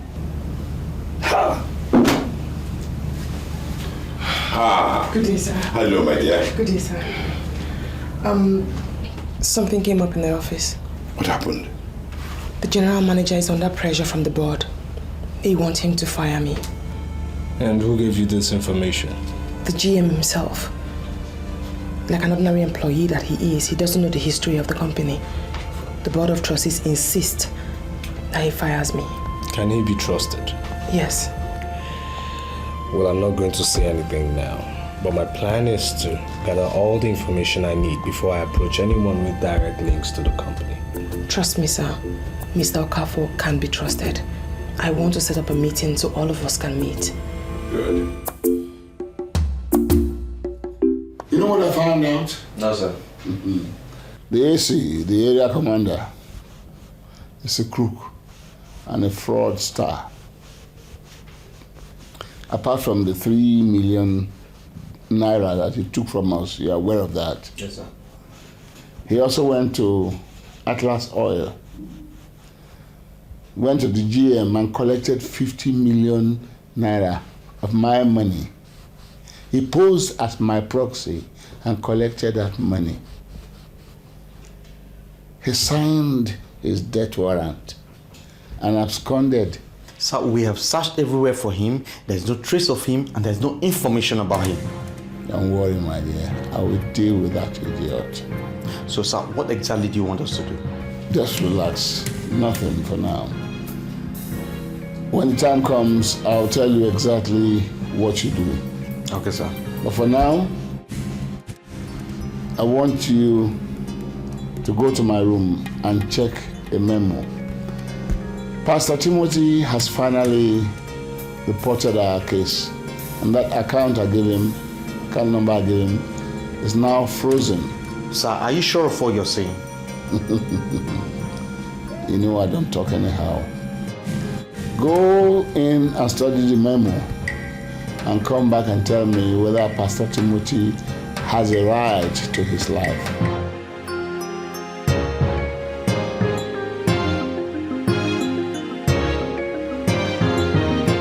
Everybody's gone, and we are still here. I asked you to wait behind this night so that we can talk as friends, as co-managers.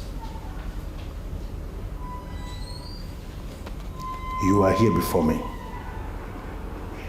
I believe you know a lot of things that I don't know. The board members suddenly, they sent me a message asking me that I have to fire my secretary. I don't understand what that means. And I want to find out from you, do you know why? Just about time you are told the truth. You remember I once asked you if you knew anything about the girl you hired you employed as a secretary? You said you didn't. As at the time I asked that question, I didn't know anything about her. And what do you know about her now? Because I still don't know her. I just know that I have a very wonderful secretary who is doing so well, and I like her. She happens to be the daughter of Richard Nebolise, a man the board members of this company used Cardinal Crusade to eliminate. Now, they want you to fire her before she lays her hands on anything that will be detrimental to this company. Are you telling me to my face, with all sense of responsibility, that we have been grooming a company that was founded on questionable foundation? A company that actually murdered her principal investor? Is that what you're telling me? Cardinal Crusade refused any form of outright payoff for their services.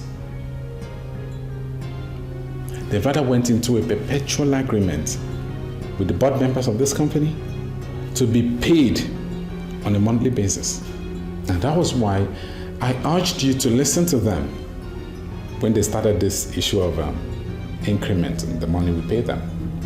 The land upon which the headquarters of Onward Bank is built belonged to this same man. Of course, Cardinal Crusade delivered the land. And Onward Bank pays also on a monthly basis too. I feel used.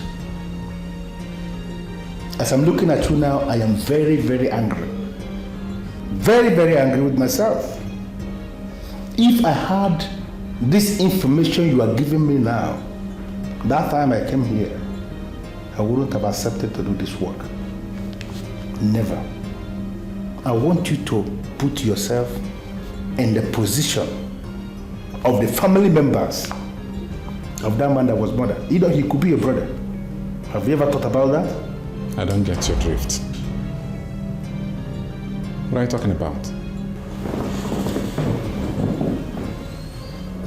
Men can suppress justice for some time, but surely men cannot suppress justice forever.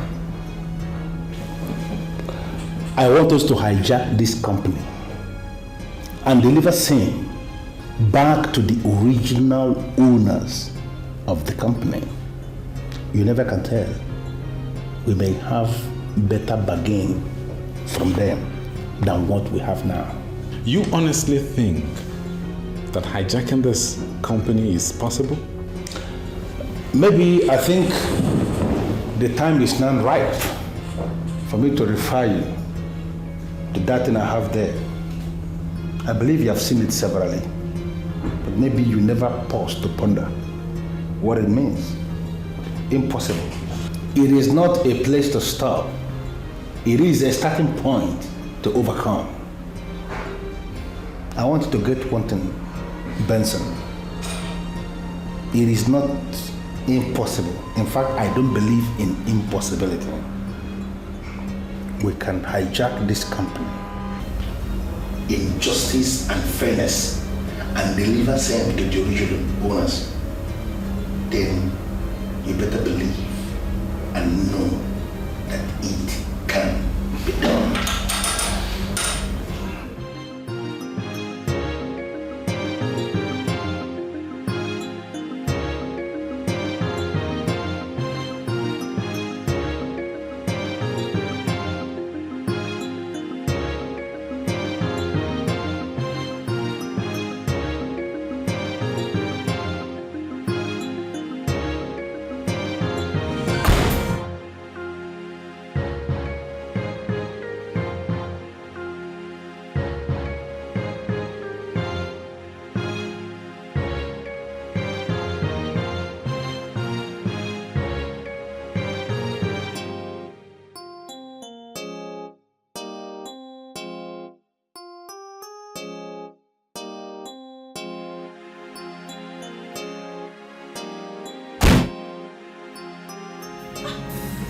Why are you trading?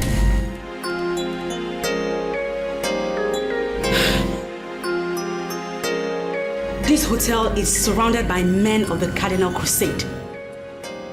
Put the gun down and I'll tell you why I'm here. And who told you that I was here? That's ridiculous. You didn't really think you could run away from us. You stole our money. Now, you were going to tell me what makes you think you can play with men that control violence. Your money, huh? Yes!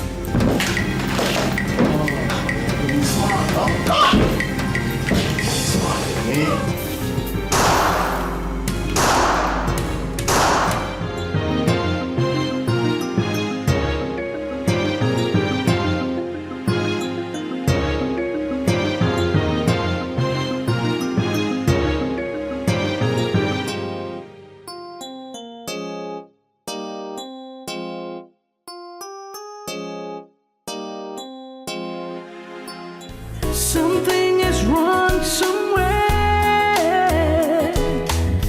Things are not as they seem to be. Something is hidden somewhere. I'm sorry, but I'm not ready for your games. I want you to tell me the truth. The whole truth and nothing but the truth. My dear, what is the matter? Why are you overworking yourself? You said you wanted to use the empty flats down Osborne Street for guest house. Exactly. So, what is the position now? The position remains the same. That place is still being reserved as guest house. When will you stop lying? Why must you lie to your wife? Why? Are you calling me a liar? Don't try to manipulate me, okay? You know very well that you're lying. And you know I hate lies. What's come over you? You gave that flat to your girlfriend. And she is living there with her mother. Why then are you telling me that the flat is still reserved?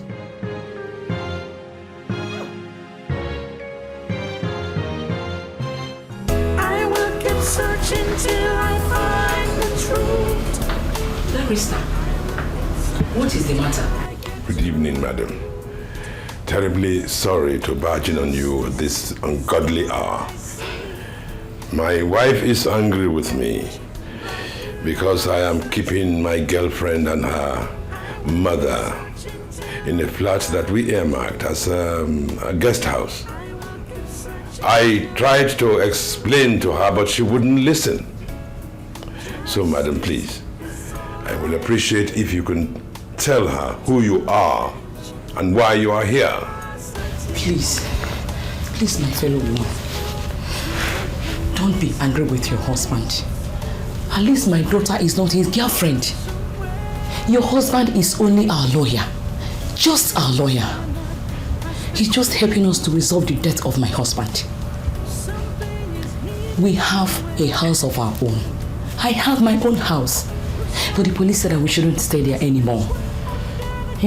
So your husband gave us this place in love. We will still go back to our place. Please, my dear, try to understand him.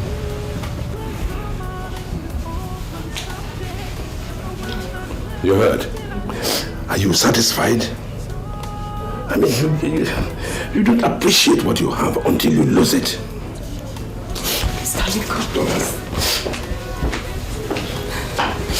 Madam, I'm so sorry. I'm so sorry. I don't know what came over me. My husband explained everything to me, but I refused to believe him. It's okay. I'm so sorry, okay? It's okay. You are just a woman. But please, learn how to trust your husband. Even when he is lying, and you know he is lying, don't ever tell him to his face that he is lying. It has a way it destroys marriages. How do I meet my husband again? How do I face him? You know how to face him. He is your husband. Oh my God. It's okay. Good night, okay? I will not rest until I find the truth. Well, sir, I am not going to go into unnecessary statements. I came here because I hate fraud. I don't associate myself with fraud, sir. Alicia promised to tell me the reason why the board had ordered me to fire her. She didn't get to speak until I cornered one of my colleagues who told me something that I am sure Alice doesn't even know. What I'm saying, sir, I came to make a specific statement. Whatever thing you think I can do to deliver the company back to the original owners, I am willing, as in extremely willing to do just that. Good.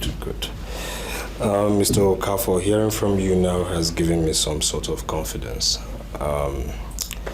I used to look at you as one of the evil men the police are trying to clamp down and destroy. No. I'm glad to hear you're anti-cheating and you're anti-fraud. But here's my next question. Do you have any information from your colleagues Alice doesn't know of? Of course, that's what I said. I said it already. The land upon which the headquarters of Onward Bank stands belongs to her father. He didn't sell that land to anybody. They seized the land from him. They used the Mafia to seize that land. And up to today, the bank is paying rent to the Mafia on that very property. The same thing with our company. Her father was the principal investor.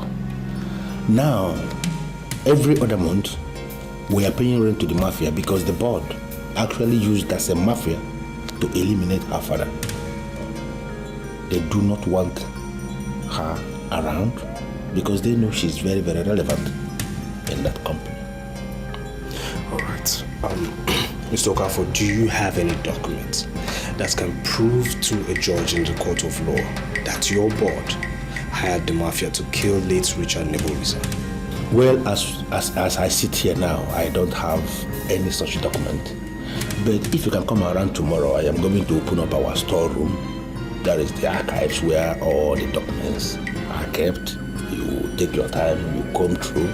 Hopefully, you may see one or two documents that will give you the opinion that you desire.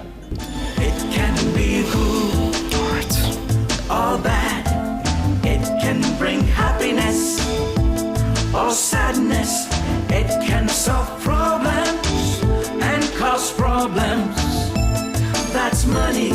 The power of money, it can put a smile on your face. The information at my disposal is that the area commander died at the Hotel Vadaga Limited.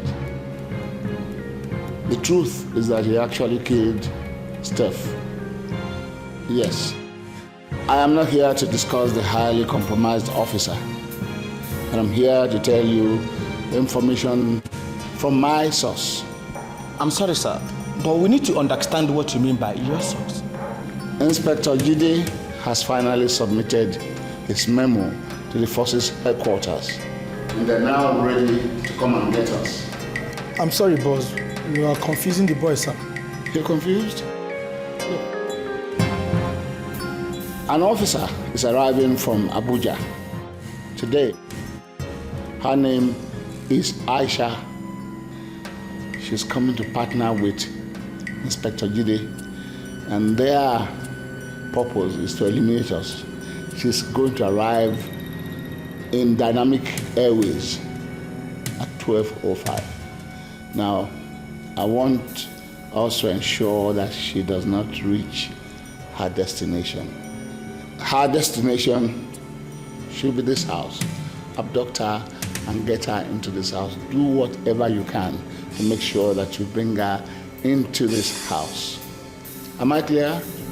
Sir, do we have your permission to kill her at the airport if it's certain that we cannot come back with her? No, you don't have my permission to kill her at the airport. Do whatever you can to make sure that you bring her here. Am I clear? Just in case you find that you may not be able to bring her here, gentlemen, commit suicide. If you find out that you cannot bring her here as I've instructed you, kill yourselves, don't come back. Am I clear? Yes, boss. Run along. It can be good or bad. It can bring happiness or sadness. It can solve. I don't understand you. You mean since you assumed office as a GM, you never searched the archives? Why would I search the archives? I have never opened up the archives. Because I have this conviction that whatever record I have in the archives should not be of benefit to me because I'm a man for the future. My mission in this company is to turn things around, and that is exactly what I am doing. Nothing to do with the archives. Well, sir, do you think the inspector can find anything in that room? Definitely, he is a trained police officer, and I want to believe he knows what he wants. I've opened up the room for him and he's walking in there. Whatever thing he finds out, eventually we are going to know. But my primary concern is for justice to prevail. Oh, here he comes. Inspector. Good day, everyone. Inspector, did you find anything? Well, it would be a waste of time if I do spend any more here. I've seen what I need to see. What did you see? The agreement signed between your board of directors and the leader of the Cardinal Crusade. They even went the extra mile of also thumbprinting. There's nothing more authentic. So are you telling us that you are not going to proceed to arrest them? Well, not yet, but very soon. I'm working out a strategy to ensuring a perfect outing. Now, this is what I need you to do. Go about your businesses as usual. Keep your lips sealed. You might never tell who tried to ruin everything. No problem, Inspector. Thank you so much. You think? Make you cry, it can bring sadness.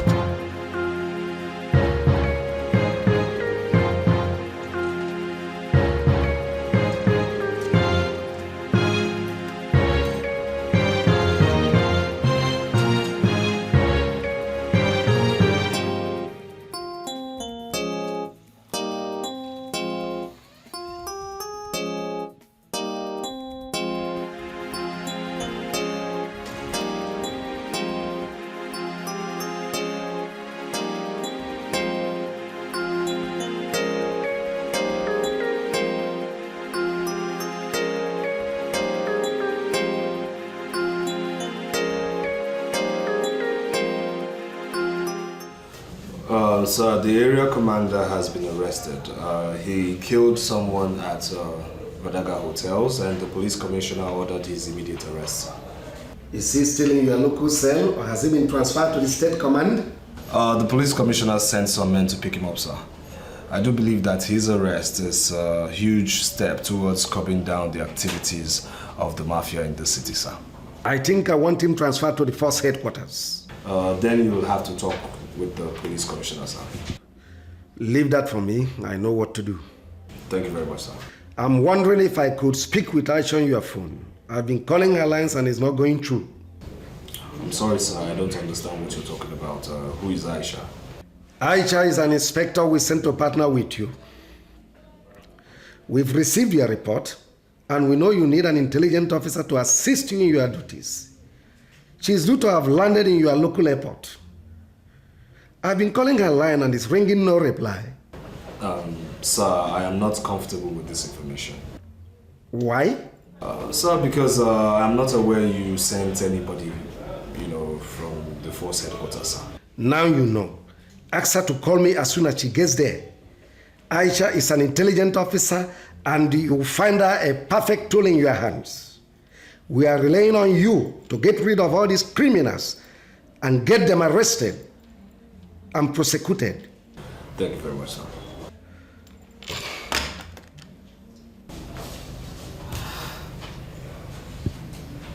Why would you have to send someone here without telling me? So what do you want from me? They sent you to my territory. You had the guts to accept. Huh? What are your plans? Speak or get destroyed. You just let me go and you're sure of your protection because you cannot destroy me. You talk like somebody who has a backbone. Tell me what you know that I would like to know, or else I'll let my boys lose on you. I'm here by the orders of AIG Abakoba of the Force Headquarters. He is a very brutal officer. So you just let me go in peace or be destroyed in pieces. You are in my custody and you had the guts to laugh and smile. Who gave you that right? The information at my disposal is that you're an idiot. You sound like an idiot. You behave like an idiot, and now I've confirmed that you're really an idiot. Oh, I love this girl. Can't you see that? You are in my custody and you have the guts to insult me, to abuse me right before my face. Boy, look after her. And a dream of unravels came for her. Right, boss. She needs to be taught a lesson.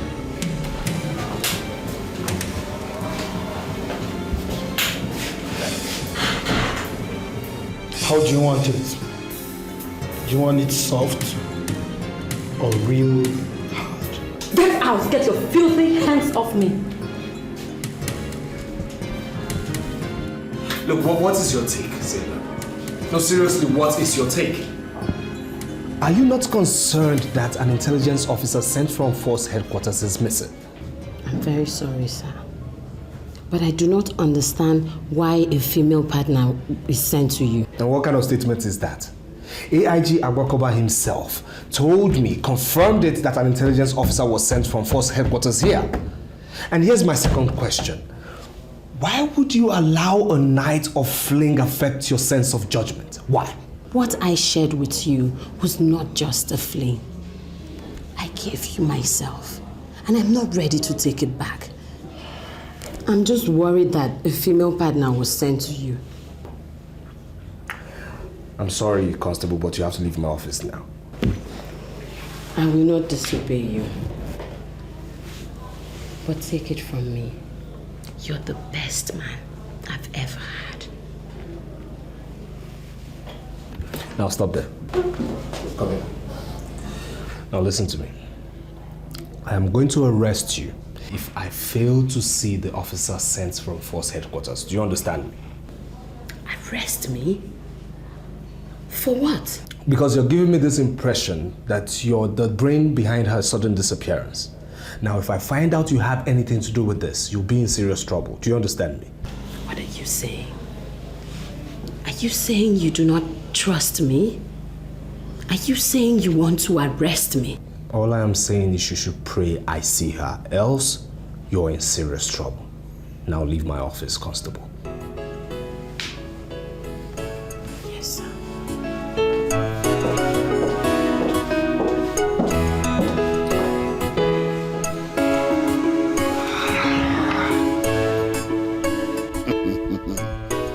I'm going to destroy that inspector.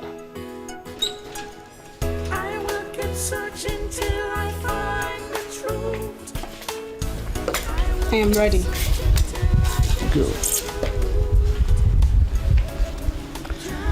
This is our ID card.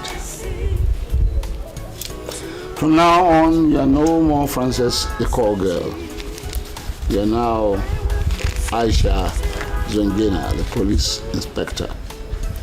Now, I don't like failures, so don't fail me. I have never failed before. Good. Run along.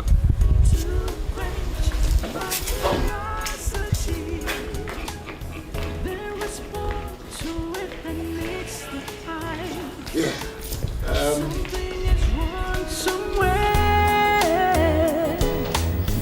Things are not as they seem to be. Something is hidden somewhere. You say you're Inspector Aisha from Force Headquarters. Yes. I'm your new partner. You look to me like a civilian because you don't have the flair of an officer.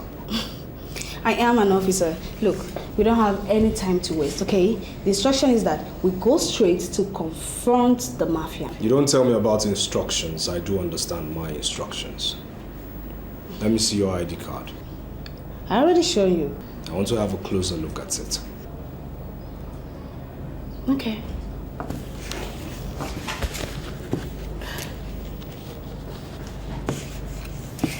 This is my ID card. Why do you doubt me?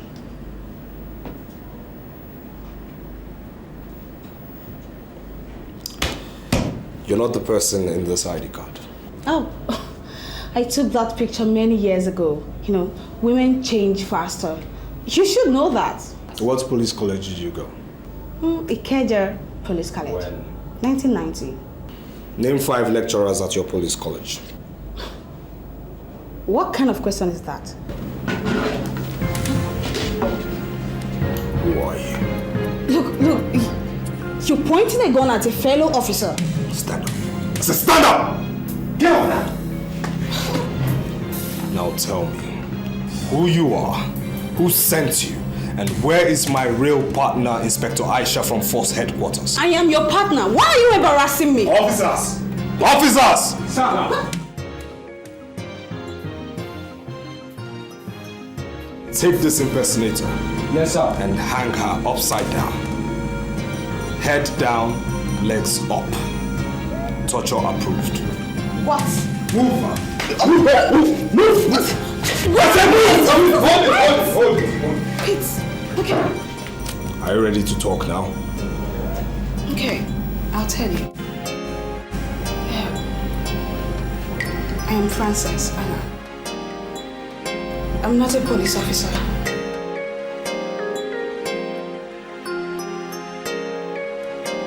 God save us from the Mafia. We even have them in the Force Headquarters. I'm sure their contacts in the Force Headquarters must have told them of Inspector Aisha missing. Now I want that impersonator manacled in a secluded cell until further notice. Do you hear me? Yes, sir. Yes, sir. Are you there? Yes, sir. You may dismiss. God. Where could she be? Inspector Aisha. Where are you? What happened? I don't know how she managed to untie her hands, sir. She hit me across the face and I passed out. Only for me to wake up and realize that she's gone, sir. How could you allow yourself to be knocked out by a woman after all the training that I gave you? What's wrong with you? What kind of human being are you? Huh? You're an idiot. Go and get taught. And comb the environment now. Comb everywhere. She can't go far with her pants and bra. Now, do that. Idiot.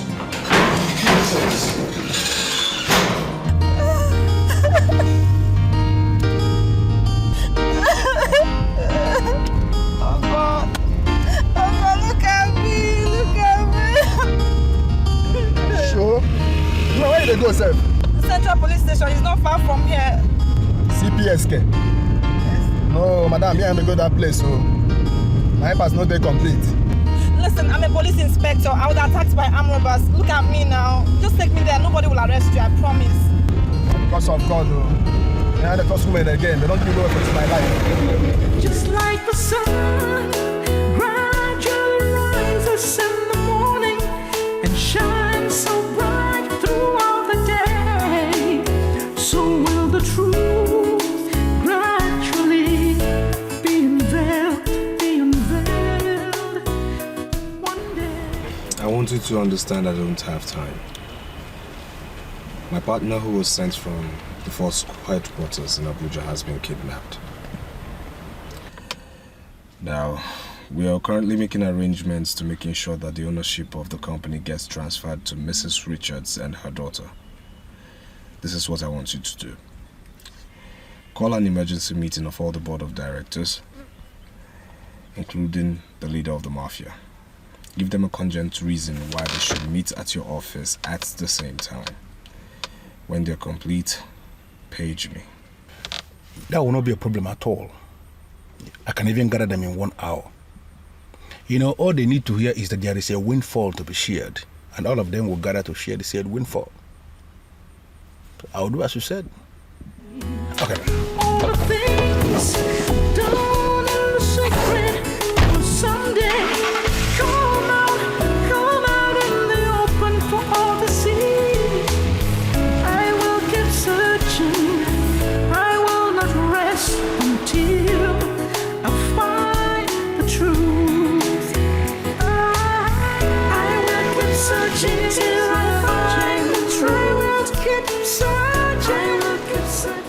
Inspector Aisha, I'm sorry for the ordeal you went through. I have to say it's very unfortunate. As we speak, the criminal who was sent to impersonate you is wallowing in cell 4. The leader of the Mafia will soon be arrested with his fellow criminals. There's a strategy in place. Okay, fine. I need to hear the strategy because I cannot wait to lay my hands on this idiot that made me jump down through a very high to the street and bra. Can you imagine that? Like I said, it's very unfortunate. Take it easy. All right? You will definitely lay your hands on him. I'll brief you on the strategy. Let's go to the canteen and eat. Okay? You understand that the success of the police is based on planning and information. So, please, if we may go and eat. On me, please. Be unveiled, one day. All the things done in the secret will someday come out in the open for all to see. I will keep searching.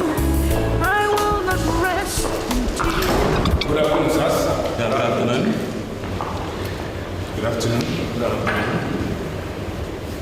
On behalf of staff and management of this company, I wish to welcome our distinguished board members to this emergency meeting. Mr. Manager, are you telling me that you are the one who is going to address us in this meeting? Huh? You are not qualified to talk to me. I'm sorry, Sir Bruno, but I think the time has come for someone to educate you on justice and fairness. Oh, shut up! What the hell do you know about justice and fairness to educate me about it? Shut up. I'm sorry, Sir Bruno, but we know a whole lot on justice and fairness. We have come to realize that you do not understand anything about justice and fairness. And we have organized this meeting simply to inform you that men can suppress justice sometime, but they cannot surely suppress justice forever. You would have been an ordinary thief if I leveled this place into a rubble. You were picked up and buried. Gentlemen, you're all under arrest for the murders of Richard Nebulisa and Professor Mule, and also attempting to hijack another man's company, actually hijacking his company. Now, I advise you keep silent, else anything you say right here and now will be used against you as evidence in the court of law. You won't arrest me. You know who the hell I am. Do you? Boys, who do you think I am? Move here. Yes, sir. Mr. Hawk! Move! I think you swear! Move now! None of them. Stand down and sit down! Move and shut the fuck up. Mr. Man, stand up and come here. Move right here.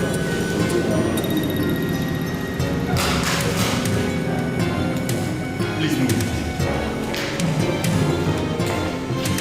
Now you know who has the ultimate power. I have the ultimate power. This is my system. Except you don't have to! Shoot here! Shut up! Shoot it for me. Move now! Hey! Move! Don't! I can't move!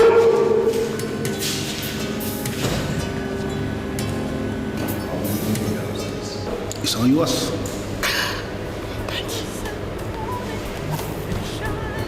Shut up, shut up. Let's go. Naturally, being unveiled, one day, all the things. The judiciary has always been and still is the last hope of the common man. All the necessary documents have been secured. And A&D, by the order of a competent judge, is now your company. It was a rigorous and thorough process. But I am delighted. I am very, very happy to tell you that we are at the end of the tunnel. Thank you very much. On behalf of my chambers, I'd like to congratulate you and welcome you into the world of bliss that your husband, your father, labored to give you. Thank you so much. Thank you, Barrister. Thank you. Oh, I'm so happy to thank you. Thank you so much.